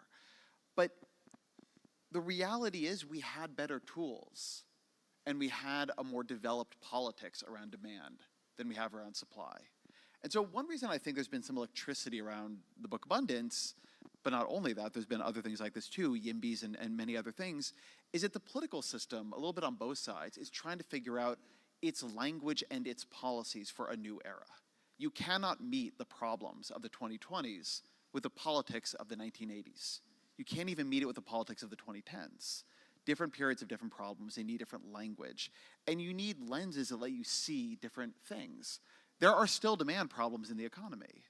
But the reality is that unless you have something now to say about housing supply, how to make it possible for 30-year-olds to buy homes, you don't have anything to say. And that was actually a big problem for Kamala Harris. She came in, first presidential candidate in some time, to really put at the center of her campaign building more homes. But I, for my sins, read that policy package, and it would not have built 3 million new homes. It would not have come close. And so you're in this period where politics needs to reboot itself for a time when the problems cannot all be solved by minimum wage and EITC increases. When the issue is not just that we need to pump demand in the economy because we have negative real interest rates. We are going to have to make enough of the things people need so the prices on them are things people can afford. And the truth is, like, one party, the Democratic Party, began recognizing that, but isn't there yet. And the other party, the Republican Party, for God knows what reason, threw itself into reverse on the question. Like, they could have owned this, and they've decided to light themselves on fire over it. It's the greatest political opportunity. Like, it might save democracy that Donald Trump has insane theories about the macroeconomy. But that's where we are. Yeah. So I want to ask about saliency and visibility in another way, because the book has a lot of discussion of green policies, of making sure that we are in a future where climate change does not imperil the human species on this planet. But the Biden administration did a lot of work to create green energy. But one thing I was thinking about, right, like when you turn a light on, you probably have no idea what power generated it. You might not even really notice if the car that you're in has a gas engine or a diesel engine or an electric engine. I'm not a person who thinks a lot about these things, as you can tell. And one thing that I think that we saw was, for all of the Biden administration's great efforts spending hundreds of billions of dollars on green energy, it wasn't necessarily going to be very visible to voters for two reasons. One is that it was going to take a long time to build. And the second is changing the mix of energy inputs is invisible to people. And so how do you deal with that problem, even if power shortages are visible, hurricanes, all of these other downstream consequences? Well, there's two parts to it. One is that the Biden administration only completed the first half of a necessary clean energy revolution. The first part, and I love this sort of like, it's like how a bill becomes a law like story of energy. It's like how a hydrocarbon becomes a jewel. It would be like the sort of the way the storybook would go. But like this idea that you're totally right, that the energy has to be created. The photovoltaic cell has to convert sunlight that splashes into silicon into an electric current. But then a wire has to carry that electric current to the place that the energy, once created, can ultimately be consumed. And therefore, you can't have a policy that's just focused on the production of that energy. You actually have to transmit it to the final consumer. That means you can't just have an Inflation Reduction Act that pays for a lot of clean energy to be produced. You also need a way to send that electricity across transmission wires that crisscross the country. And while the Biden administration was very vocal about its support for the Inflation Reduction Act, it was not, I think, as vocal about its support for necessary permitting reform to build transmission lines that take that electricity from where it's created to where it's finally consumed. There's a way in which this is all like kind of boring. And that is precisely to Annie's point, that like energy is not something that someone wakes up and thinks like, God, I really want to figure out where the energy that made my coffee a little bit hotter ultimately came from. Was it this natural gas? Was it this coal mine? Like some of this stuff is necessarily invisible. Even the wires themselves are invisible. You plug, the machine into the socket and you can't even see the wires that are delivering the energy to that machine. For that reason, what you need, I think, is a public policy that encourages the production and transmission of energy without asking Americans to clamor for it to come from solar rather than hydrocarbons like coal and natural gas. You have to find ways to work out the economics of scale of these technologies.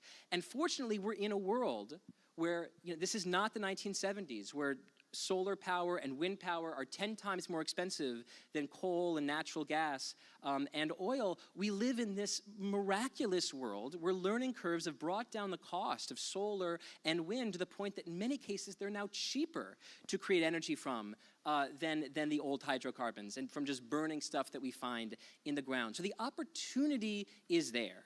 And frankly, the opportunity is there for someone like Burgum and an abundance conservative to say, what we want fundamentally is energy abundance for America.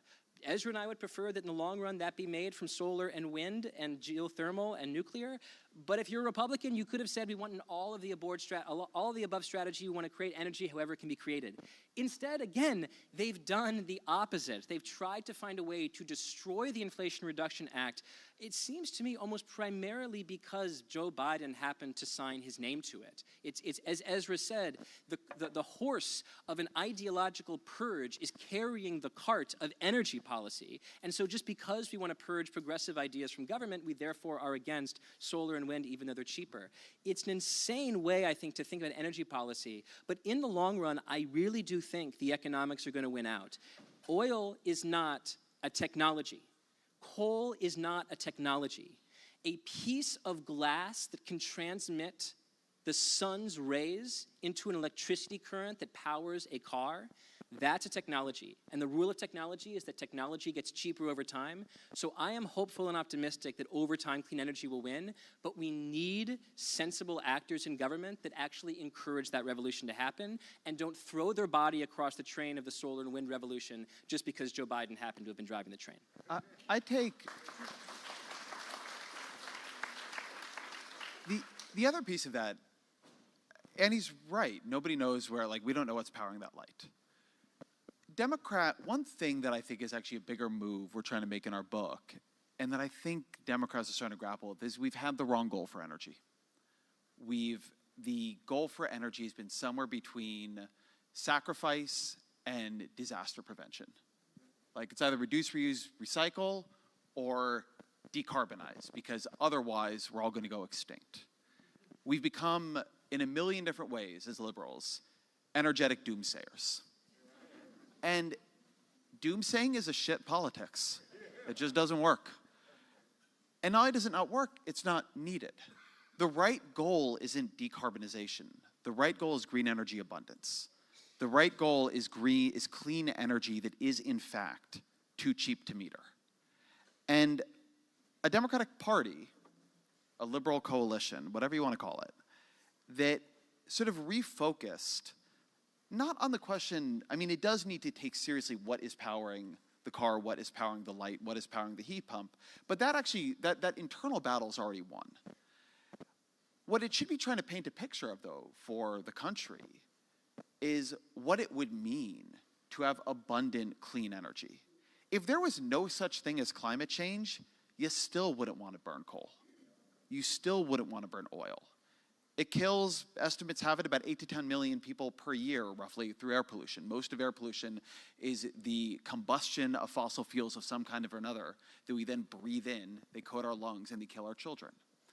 And what you can do now, what we can see our way to, not just through wind and solar, but also through advanced nuclear, through advanced geothermal, through hydrofuel, through a bunch of different things, and we're starting to have the first successful tests of nuclear fusion.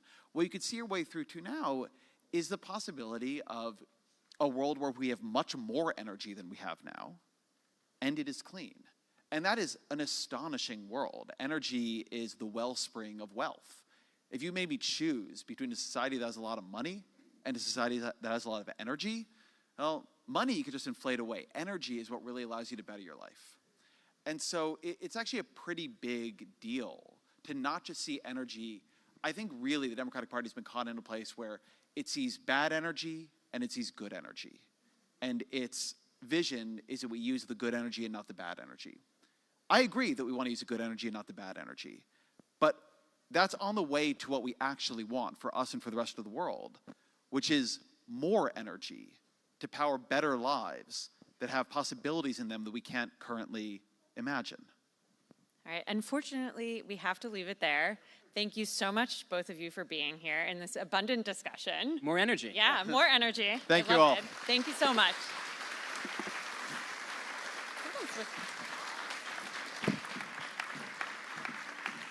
For a conversation on America's economic forecast, please welcome Cecilia Rouse, President of the Brookings Institution, with The Atlantic's Annie Lowrey.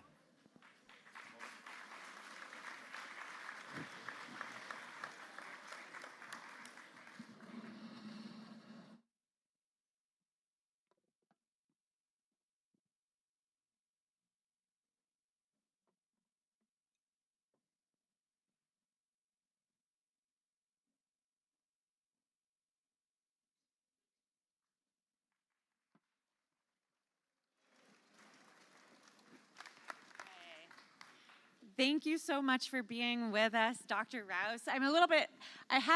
I did not exactly realize that we were going to have America's economic forecast on a large screen behind us. And I slightly just want to be like, how is it? I'm very worried.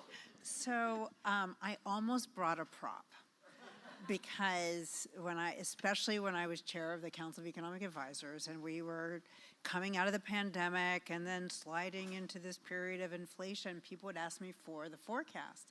And economic forecasting on a good day is, somewhat art.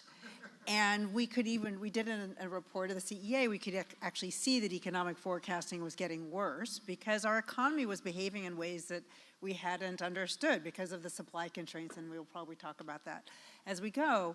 And so I would often say, well, my crystal ball is a little cloudy, and so my team gave me a cloudy crystal ball as a parting gift, and I literally almost brought it today. So I wish that you had. And I wanted to start because I think I and probably everybody in this room is in a nervous place, a tense place, a worried place, where if we were talking a couple months ago, the economy looked great-ish. The economy, the jobless rate was pretty low, GDP growth seemed pretty good, wages were rising, including at the lower end, so those were good trends, which is not to say that there weren't problems. Now we have some strong headwinds. And I wanted to ask you first, have you changed your behavior? Not just in your economics hat, but just in your everyday life and as the head of the institution that you're leaving, have you changed anything? Okay, so I'll start with my personal life. I bought a little extra toilet paper. I bought a little extra paper. And I think I read somewhere that the price of rice and olive oil might go up. I bought a little extra rice, a little extra olive oil. But more seriously, what that reflects is what I think is our biggest challenge right now, which is uncertainty. We just don't know. If President Trump had said we're putting on 10% tariffs across the board, economists would be, explaining why that wasn't a good idea. Some would be in favor, some not. There would be some academic debate. But fundamentally, our economy could adapt. Businesses could make decisions about shipping and inventory and production, understanding that this, somewhat higher than usual, but 10% tariff was in place. Instead, we have this, what we've seen to date is the reciprocal tariff strategy, where it's on, it's off. And with the Chinese, we're at 145%, which is just, if you were a small business shipping, quantities for some discretionary item of 1,000, you can't increase the price by 145% and still have anybody who's going to buy that product, right? You're just priced out of the market. And so effectively what we have is an embargo. So we have a lot of uncertainty. We can talk about this. We have, I think it's an inventory game, but I think that's our biggest challenge right now. In terms of Brookings, I think this is the kind of moment that Brookings was built for. And we're trying to say, look, this is an administration that is rethinking the federal government. I think some people might think I was charitable in saying thinking, but okay. That this is a government that has radically changed both what the federal government is doing, how it's doing operations. We've dramatically changed our relationship vis-a-vis both our friends and our place in the world order. And so the question is, I think in the your last panel was talking about how I don't think anybody would stand up and say that everything was working perfectly before. In fact, I think far from it. But there was kind of a sclerosis that had set in that didn't allow for significant reform. We now have an opportunity to say, okay, that may not have been right, and we're pretty much starting over in some places, more than others. So what is the right way to do it, or what would be a better mousetrap?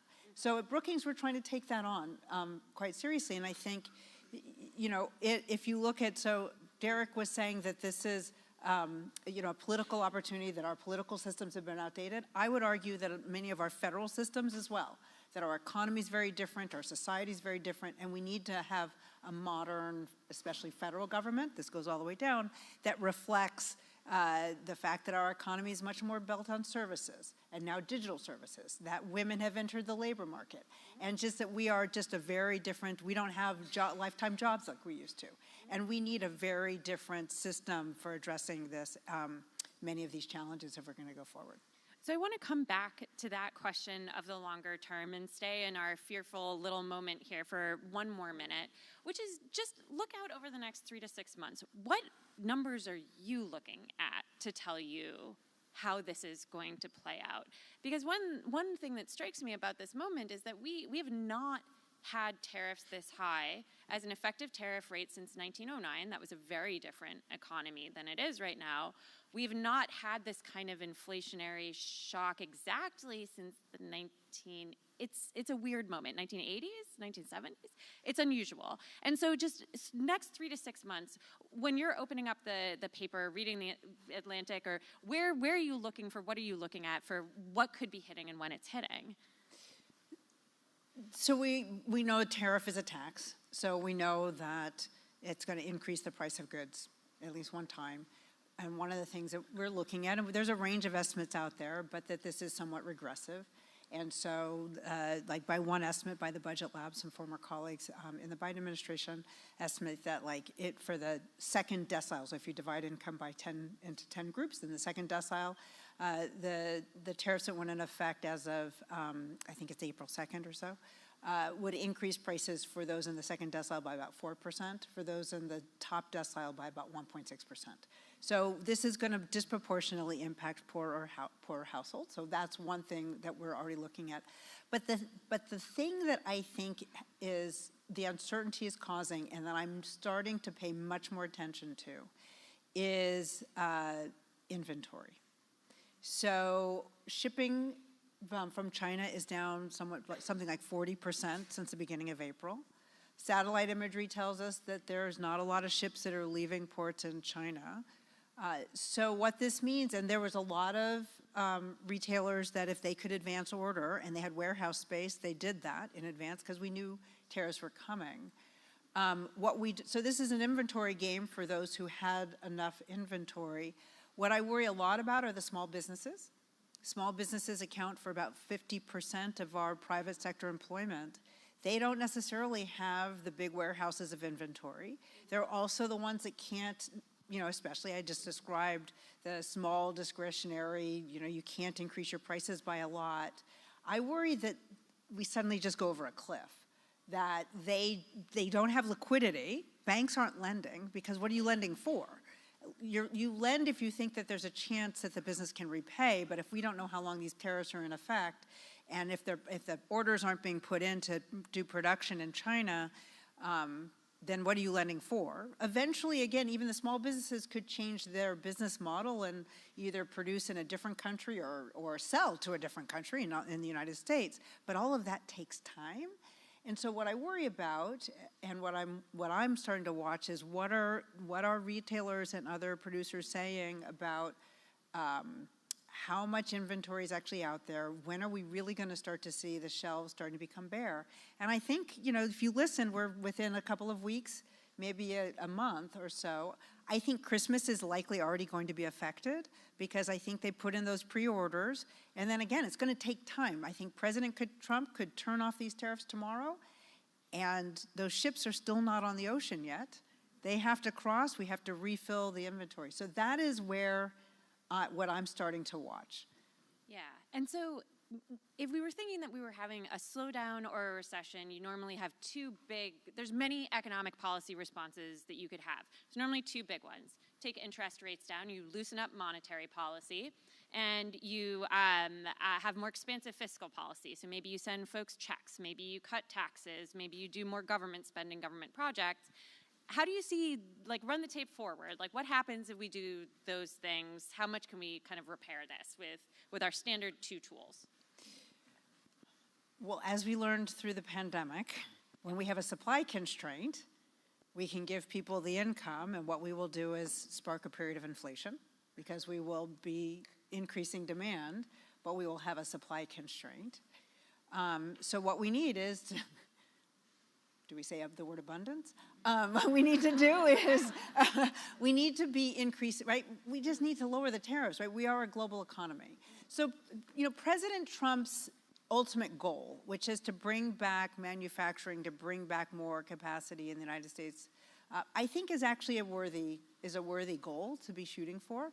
I am in the camp of someone who believes that we are part of a global economy, and I'm not trying to change us being part of the global ecosystem. But I think if we learned anything through the pandemic, that having some domestic capacity is important in some critical areas. And so I believe we need to be doing some of that. I don't believe we can be isolationist. I think that's counterproductive. I don't think that's healthy for anybody. I don't think we only want to focus on manufacturing. Manufacturing has become very capital intensive. So, you build the big machinery and you need 2 people to run it. Now, there is the system around them. There's this restaurants and the other that spring up around it that support the factory, but it is very capital intensive. We're not going to bring back the kind of manufacturing we once had. But I do believe that's a worthy goal, but this is a tough way to get there. So I think, the solution is to lower the tariffs and let's get back to the kind, like there wasn't anything, as you pointed out, like we were doing pretty well. So I now want to segue a little bit into, you were talking about how you feel like we might have some economic policy. So most of our big Social Security, the unemployment insurance system were created in 1935, right? At a time at which the economy was very different, more agrarian, more manufacturing, far fewer women in the economy, though certainly none. So what were you saying when that we don't have these systems built for a service economy where even if we want more manufacturing jobs, we're still mostly white-collar jobs at this point? So I think the part that I'm focused on, so this comes a bit from from thinking about the care economy in particular, where one of the things that has changed since 1935, 1950, 1960 is women have joined the labor force. And when women joined the labor force, and it's not to say men can't do this, but that we disproportionately lost people at home to care for children or for elderly parents. So someone needs to take care of. We need to take care of the little ones and the older ones. And it's very expensive in this country. Our care system, especially on both ends, is not, it's a very low wage system. We rely on immigrant workers for much of it, and yet it's very expensive for households. And so at the same time, we have, given just the demographic shift in this country, the dependency ratio, that's the numbers of people under the age of, 18 and over the age of 65, 70 per working age adult, and that is rising. So we have fewer workers per younger and older worker, and that is not part of a recipe for continued economic growth. So how do you solve that? So one is to help people who want to work. Not everybody wants to work, but help people who want to work. That is making it easier for them to have someone take care of their kids and their parents. It is having a healthy immigration system. But we need to be focused on the fact that we need workers. Now, people may say, well, that's what AI is going to solve us. Maybe. We will see. I think we're still trying to understand what the role of AI is going to be in our economy. We've gone through much, very drastic technological change in this country, and it hasn't fully crowded out workers. People need something to do. It may change the nature of work, but we're still going to need workers, so it may help a little bit. But we need to confront this if we're going to maintain our level of growth. So we need systems that help with a safety net. We need systems that help people balance care, responsibilities, and work. So when you're talking about a future of home health work jobs and of jobs in child care centers, as you mentioned, you're talking about jobs that are impervious to productivity improvement, and that's a good thing, right? We don't want a robot taking care of our babies. We want, a skilled person taking care of a small number of them, and that will be true presumably for the rest of the time. And those are also, they're difficult jobs, and they're also low-wage jobs. So that doesn't necessarily, at least with the system we have right now, sound like a beautiful, bounteous future. So how do you address that part of things if you're talking about an economy that needs more care work, both because literally there are more care needs, but again, as you pointed out, if you want people to work, you need to make it possible for them to work. So this is where we start to talk about, so what's the role of government?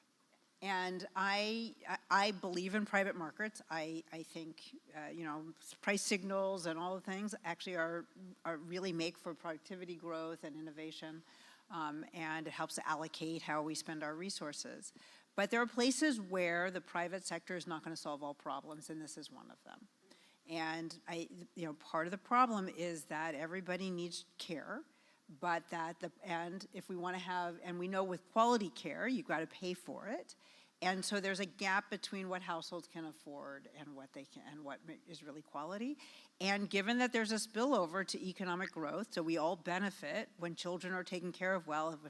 If there's one result we have in economics is that high quality childcare leads to pays for itself several times over throughout the lifetime of the child. And I think there's a social contract in terms of our older population as well, that there's a role for government here. I think this goes to, again, part of maybe this is on the political side of reimagination, is we have to figure out a way, I think Derek said this, we have to figure out a way to have investments and possibilities for younger workers and younger members of our population, and not have everything sort of disproportionately being spent on older parts of our population. This may not go down well, but right now, part of the reason why the DOGE effort is not really going to help a lot, there are many reasons, but the discretionary portion of our federal government expenditures is only a third. That 2/3 is on our mandatory side, and that's Social Security, Medicare, and some of Medicaid. And while it's painful to think about, I do not believe in reneging on social contracts, but right now we are spending a lot on sort of not investing in our younger parts of our population in order to fully protect older ones. There are proposals out there and there's reform out there that can help us do that, that take advantage of changes in our society since Social Security was set up.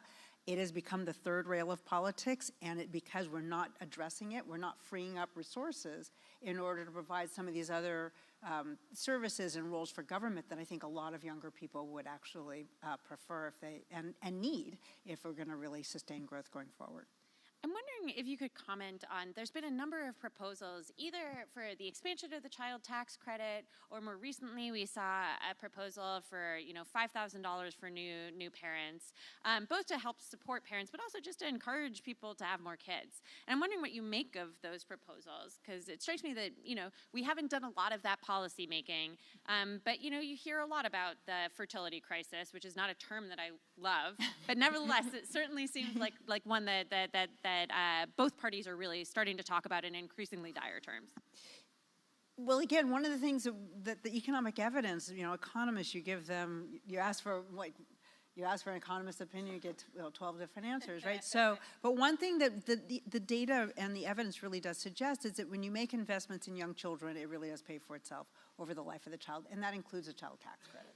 So children who have better nutrition and are fed better are afforded more opportunities when they're very young because their parents have more discretionary income, go on to thrive. They do better in school and they do better all the way through their lives. It's a good investment for us to be making.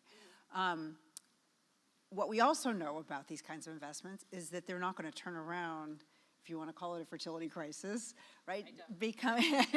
Right. Parenting is more complicated than just the dollars. It's all about what is the social contract and what else, and the fact that we still have to manage time and who's responsible for what.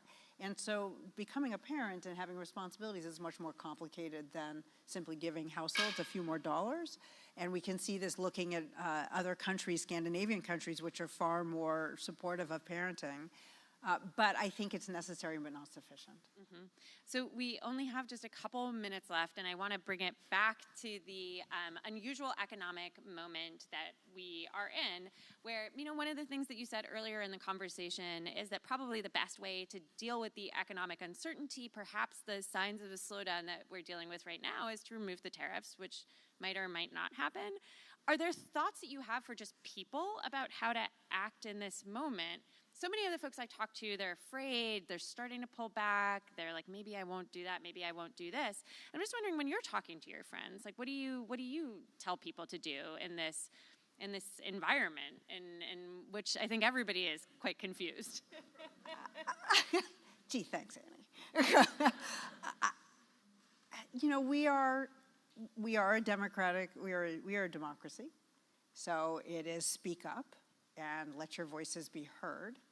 I guess I would suggest that. Again, at Brookings, we're trying to come up with ideas and to, understand what is happening, and can we understand the implications, in the DC region, what have been the implications economically, just locally, but what are other ramifications, and then looking a little further, understanding, well, how do we have a more modern democracy? What are some reforms we can be making?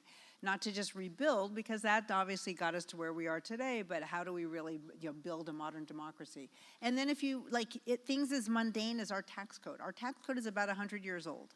The kind of income that people have, that is largely, our revenues are based on labor income, but that is largely a numbers game.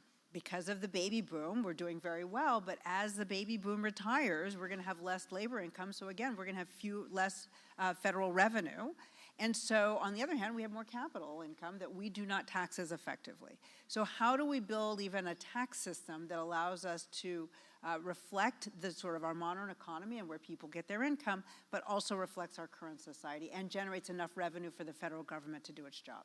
So we're trying to focus on how do you build a better mousetrap? Yeah, and I will say that, one of the things that I think is happening in the policy world, and I think you can see this at Brookings and other institutions, is there's a sense that the Overton window has been thrown open. And there's a sense that people are thinking much bigger, much more foundationally than they were, even just beyond whether we have a recession or not, but just, if we are going to be changing these systems dramatically, what do we want them to look like? That's exactly right. So I'm so thrilled to be here. Thank you so much, Dr. Rouse. Thank you to everybody for joining us. Thank you.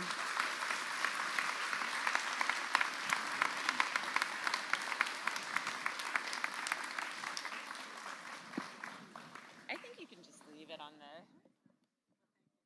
And now for a conversation on redefining power, women shaping the new political agenda. Please welcome Maria Teresa Kumar, CEO of Voto Latino, and Molly Day, COO of Moms First, with Jamel Hill, a contributor at The Atlantic.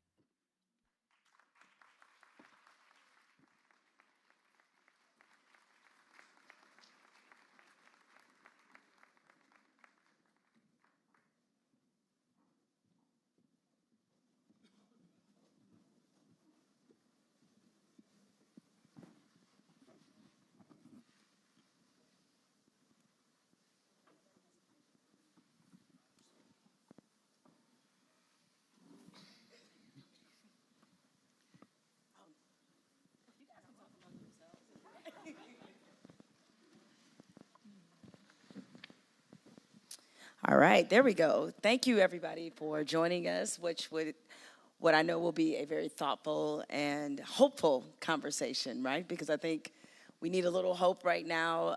It's easy to get overwhelmed with everything that is in today's news cycle. So I'm hoping these wonderful women will provide us some clarity, some encouragement, and also give us a landscape of what the real issues are. I want both of you to answer kind of this first question. It's a little different. Usually we save this kind of question for the end of a panel when we ask you, okay, predict the future. But I want you guys to kind of do that right now. And I'll start with you, Maria Teresa. When you think about all the work that you've done up until this point and the work that you're doing right now, what would a headline 10 years from now say about how you're defining democracy right now in this moment? That's a good question. I know the easy stuff first, right? You didn't get my juices. First of all, thank you so much for The Atlantic for having this conversation. I do think that we're in a moment where we need optimism, and opportunity is actually aplenty. And if you were to ask me what a headline would look like in 10 years from now, I think, well, first of all, I don't speak in headlines, which is really hard, and I recognize that there's, everybody has a whole profession just based on headlines. So you realize so you're in a room unfair. full of journalists. I know, I was like, that's very unfair. But so I think my headline might be 3 sentences long. But no, in all seriousness, when we see where we are in this moment, it's really easy to say that we don't see a future of America because everything seems to be dismantled. And I would actually say that we're in a moment where most voters realize that the status quo wasn't working and that we need to modernize our institutions for the 21st century because we are living on institutions that served America really well in the last century. And so the headline is that a multicultural America came together to redefine our 21st century aspirations together.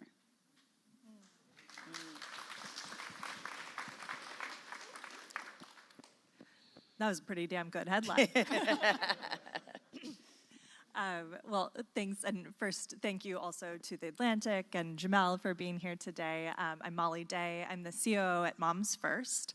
And as we think about hope and what a headline might be, I keep coming back to this belief that the decisions we make today, the policy decisions we make today on the future of paid leave, childcare, these core economic imperatives for families will lay the groundwork for our future democracy and our future success as an economy.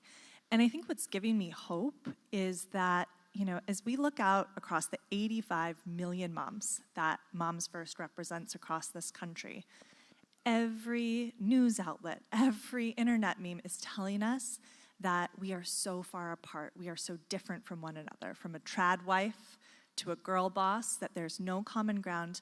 And instead what I'd say is what we're seeing, Maria Tracy, you hit on this, there is so much commonality. Motherhood in America is broken, and whether you are a mom who's staying at home, or whether you're a mom who's trying to work 80 hours on a factory floor, you know that the system is not delivering for you. And I think that when we bring moms together, they see each other, they find empathy and common ground, and they're not buying it. And so I really believe that moms, in particular, are going to be that seed that starts to shape a different type of democracy that really delivers for all of us.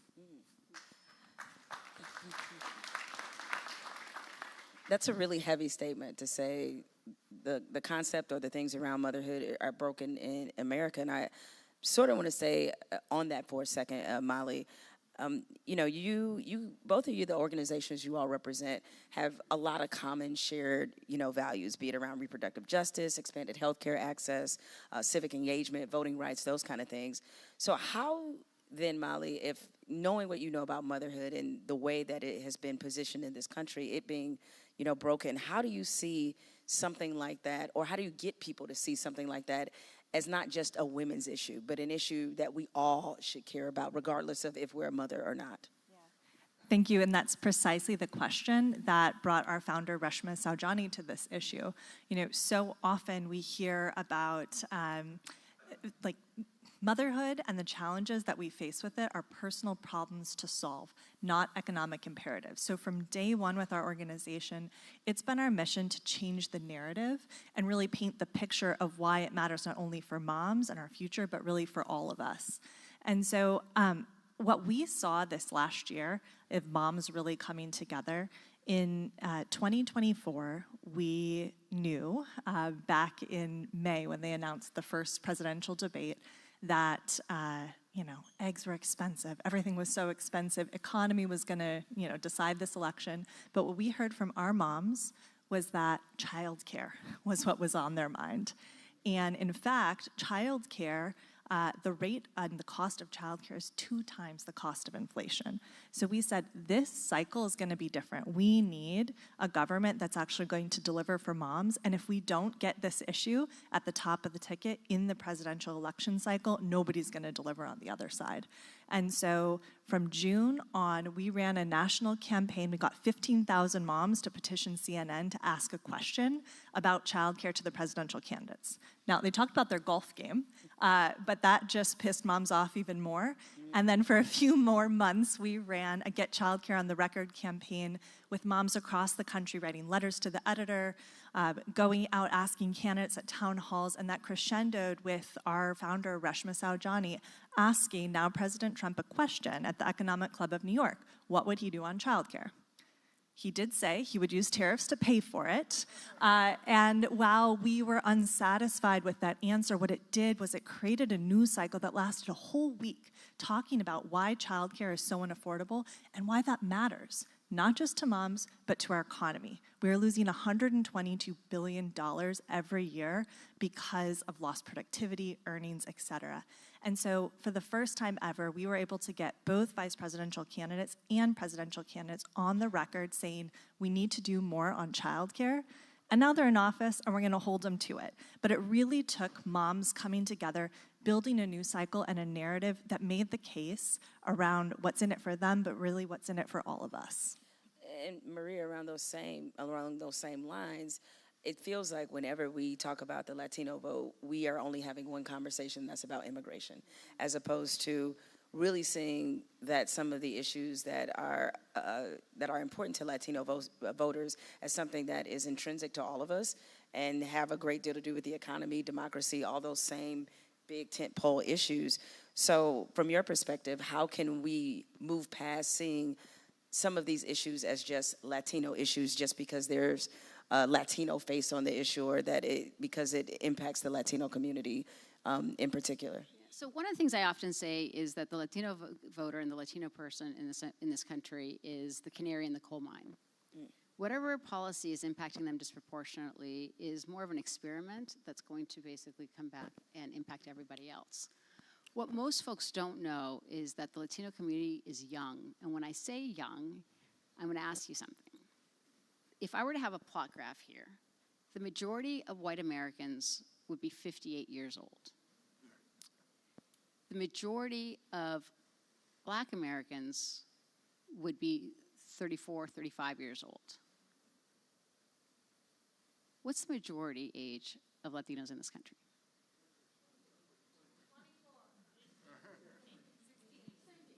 17. So we are talking about, when you look at who are the people governing in our Congress, and the average age there on a good day is 64. And you look at who the classroom is in this country, you're talking about close to 2.5 generations of difference of needs and wants. When you talk about reproductive age and motherhood, Latinas are disproportionately of that age on average. They are 31 years old. And so when we're talking about how do we actually address the issues of equity in the workforce or education in our classrooms, if folks are not resourced in the classrooms, they're not going to be the economic engine that our country has decided is key to establishing us in the future. We have right now, because of COVID, one of the largest health disparities in the Latino community because they were disproportionately essential workers. Now, I have a problem with essential worker because I think nothing speaks to caste and class than that term, because essential for whom? And individuals who were essential workers did not have a choice. And disproportionately in the Latino community, there were multi-generational households. So a worker would come in, the grandmother would get infected, the child now, who at the time was probably 10, 11, 12, has a pre-existing condition because of diabetes and the rate of diabetes in the Latino community and asthma that goes on, right? There's about 250,000 Latino children that are basically left orphaned because of COVID. They lost a parent, if not two. and no one speaks to it. And so when we talk about whether we're talking about healthcare, whether we're talking about fair wages, whether we're talking about education, whether we're talking about Medicaid, whether we're talking about Social Security, however it is addressed to the Latino community, it impacts all of us. The big headline in 2024 was that there was a vast shift in the Latino community for the Republican Party. We recently came out with voter data matching because you could read a headline, but you really need to understand the data to see what the proclivities really were. Last year, when we met with President Biden, we were very clear. Latinos really care about the economy because they can't pay their rent. They care about abortion. And they care about immigration as it relates to their loved ones. The Democratic Party never addressed how to safeguard their loved ones. So all things being equal, they said, well, I'm going to try and give the guy who wrote me a check, COVID check, that wasn't true, right, but had his signature on it, a shot. So they did. As of yesterday, we came out with a poll with the Latino Community Foundation and Voto Latino. We did a poll of 1,000 voters in key battleground states among the Latino community. 71% say that we're on the wrong track. 66% of Latina women say that they care deeply about Medicaid and they care about Social Security, because as a Latina young woman, if you're 26, 27 years old, you are already a sandwich generation. You are responsible for your children and you're responsible for your parents. So if they don't have Social Security and Medicaid, you have to reconfigure what other job you're going to get, if that makes sense. And so there are so many commonalities among older Americans and young Latinos that if we could have those dialogue, that conversation with this idea of how do we make sure that our children are well educated, because we need them to be with equal access to education, but that we are also protecting entitlement programs, because for so many Latinos, that is the retirement package. We're able to be able at the same time reimagine government and moving forward. Given what those numbers look like in terms of dissatisfaction, which seems to be a trend among pretty much all voters at this point if you pay attention to what the president's approval ratings are. With that being said, you guys know every election we commonly hear voters, especially black and brown voters, who say, you know, you guys only come around when it's election time. You ignore us in between election cycles. You don't speak to our frustrations, our needs, that sort of thing. As you all are representing two groups who are on the ground organizing in this work all the time, what does the political power and the political maneuvering look like for you all in between these election cycles? And Molly, you can start us off. I think maybe where I'd start is, you know, after the election, so many people came to Moms First and they said, well, what are you going to do? Right? The Republicans are put in office. They haven't been friendly for, you know, on these issues traditionally. And we said, you know, we're going to do the exact same thing we would have done if it was President Harris, because frankly, we have yet to deliver the type of childcare we need in this country and the type of paid leave we need in this country. Sure, different tactics, but the same focus and the same energy. And so what we do as a movement, and I like to think part of this is about being a mom-run organization. We have a plan, and we're looking for wins. And we're looking to get wins on the board in the here and now, because moms are hurting and families are hurting. So for us, we came into this year and we said, moms, we are going hard after the one vehicle in DC that is a priority for the Republicans, which is the tax policy bill. So we are fighting tooth and nail for every last tax policy win we can get for families. We had 25,000 moms petition President Trump since the start of this year saying we need a tax cut for childcare. Now, we're not hanging our hat on federal wins right now, but I think the other piece of it is really around what are we doing in local places, in states, and to bring moms together. And something that matters a lot to all of us, especially in this moment where we're seeing government getting rolled back, is there are states around this country that offer paid leave. And Moms First last year built a tool, Paid Leave AI, taking the best from AI and creating a tool that makes it accessible for people to actually access paid leave from their state. Today, only 2 in 5 people in states that offer paid leave use it. And we know if you're not using that government benefit, no one's going to stick around to fight for it. So we are also really focused on increasing uptake of paid leave in these states, not only for moms, but for dads. And so these are some of the things we really look to in the moment to get wins and real relief to families while we're fighting that longer arc of community building and ultimately, hopefully, federal policies. Molly, can I ask you a quick follow-up? You said 2 in 5 are using it, so that means 3 in 5 are not, right? 3 in 5 so are not. What is the disconnect there?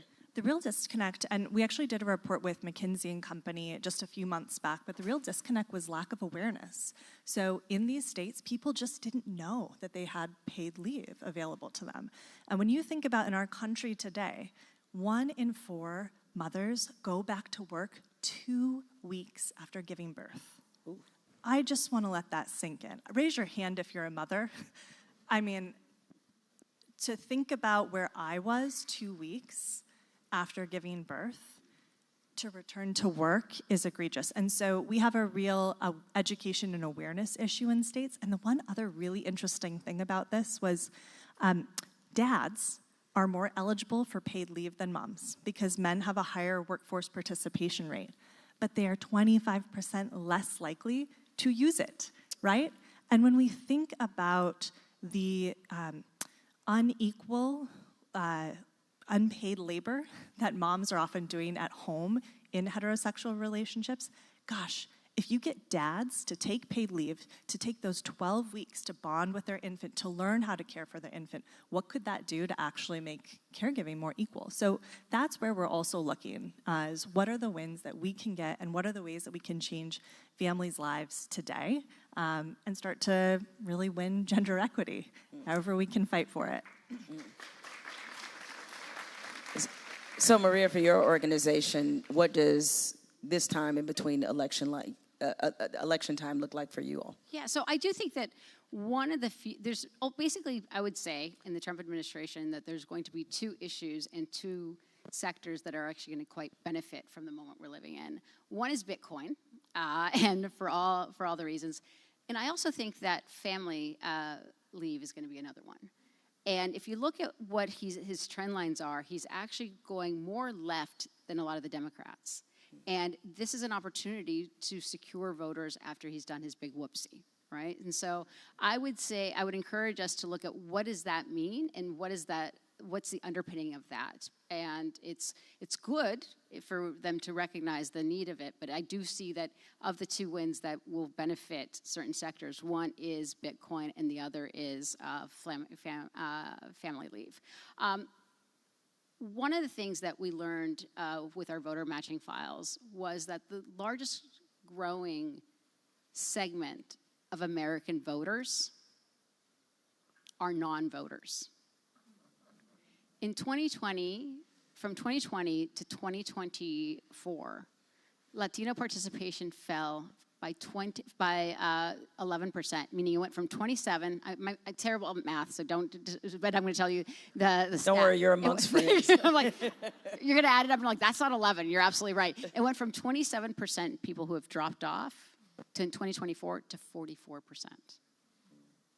If we cannot figure out how to talk to American voters about how and why voting matters and that the institutions change and that we have a dynamic relationship with policy and a dynamic relationship with our institutions.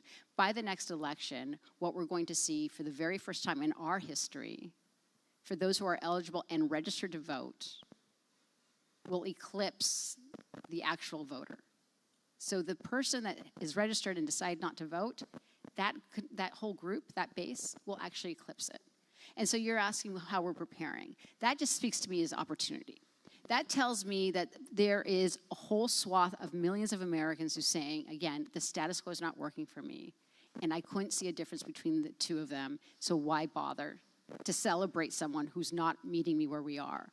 And so in the last few things that we did with Voto Latino, in the last few months, we realized that the communication gap of information is very real among a young cohort of Latinos in this country. The majority of Latino Americans who are eligible to vote are under the age of 30. Let me repeat that. The majority of Latinos who are eligible to vote are under the age of 30. Most of them have not cast a ballot. That is because they don't have the tools of deciphering information, and no one is speaking to them. And so what we have done just initially is first do analysis, really listening. We literally went around the country and just conducted listening tours of trying to better understand folks, understanding what their grievances are, understanding that if their rent is going up and they have to decide whether they get 1 meal or 2 meals a day because they have to pay rent from a 22-year-old male, it's very real. And so we have now started creating more information, news that you can use online. And we currently, right before December, we were reaching 4.5 million people a month. We are now reaching closer to 7 million people a month. Our online traffic has grown organically by less than, a little between 6 to 8%, depending on the issue. And it allows us to combat the disinformation.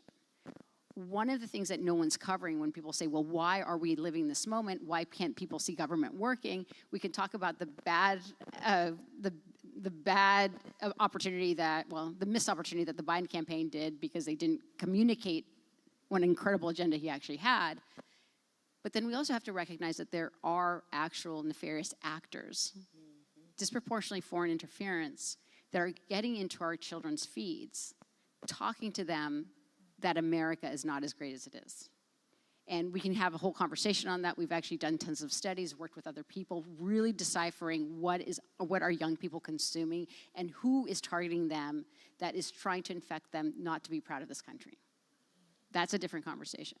But I also believe that you as journalists and as the Atlantic magazine, you have such vast information to share to young audiences, to meet them where they are as trusted sources, that I would encourage you to figure out and to work with young people and to work with folks to help disseminate the information that you all have. Because I can tell you that just by minor tweaks that we've done, and we hope to grow it, the fact that we've seen such an organic growth of 8%, it just tells us that there is a hunger from people to really understand the world they're living in so that they can make the best decisions for themselves. And I like how you frame that as not seeing the number of non-voters as discouragement, but an opportunity. Because I think that's important that we kind of carry that spirit. Okay, before we wrap up, just want to ask you both one last question and try to go as quickly as you can. What's one policy priority you want every candidate in the 2026 midterm elections to take seriously? Marie, I'll start with you. Making sure that we're safeguarding our election systems. Because if we don't have, thank you, that's the whole kit and caboodle, right? And so right now, Congress came out with the SAVE Act. There's nothing saving about our democracy. As a woman who was, my maiden name was Peterson, and now it is Kumar, if I am not able to demonstrate that transition from my birth certificate to my marriage license, I cannot go and vote, right, if that is passed. That would impact 69 million American women. We should be on fire with this because it's one of the few issues that when you poll Democrats, Republicans, and independents, we all deeply believe that every single American who is eligible to vote should cast a ballot freely, unapologetically, and unafraid. I mean, I have to +1 that. And without that, there's nothing. And, I'm just going to say childcare. We want to see a race to the top on childcare. In the governor's state of the state, over half of them, Republican or Democrat, said childcare was one of their priorities in their state of the state agendas. We need big, bold ideas because, look, women are half the workforce and women can't work without care. We are not ever going to solve gender equity without addressing care.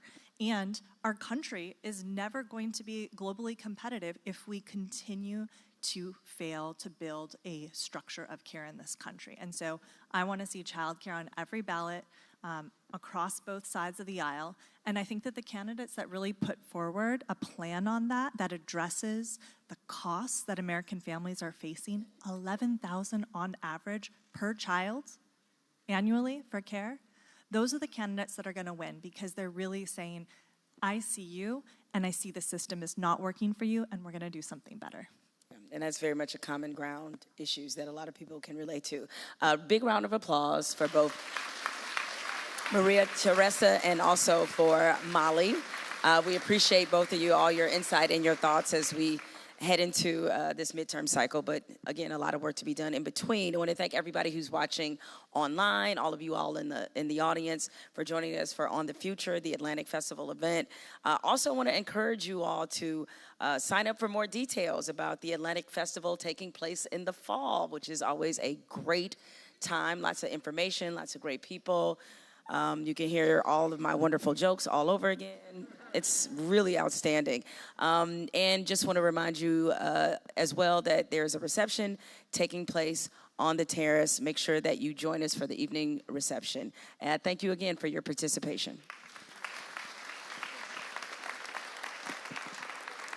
In a city of 8 million stories, one festival will bring them all together. The next stop is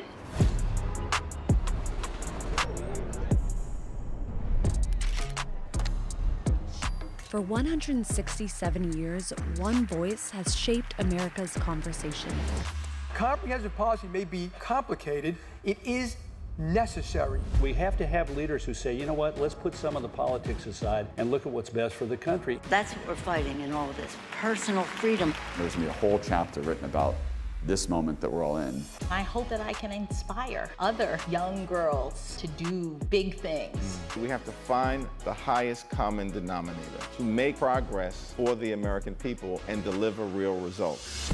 Now, that conversation finds a new home in New York City. Bringing you the discourse you trust in the city that never sleeps.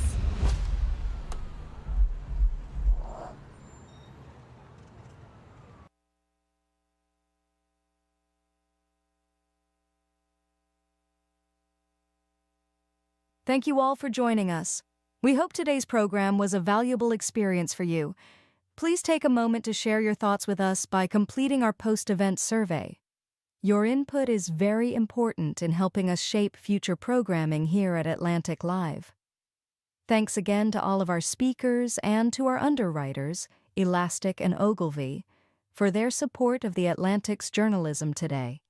For more information or to join us for upcoming events, head to theatlantic.com/live.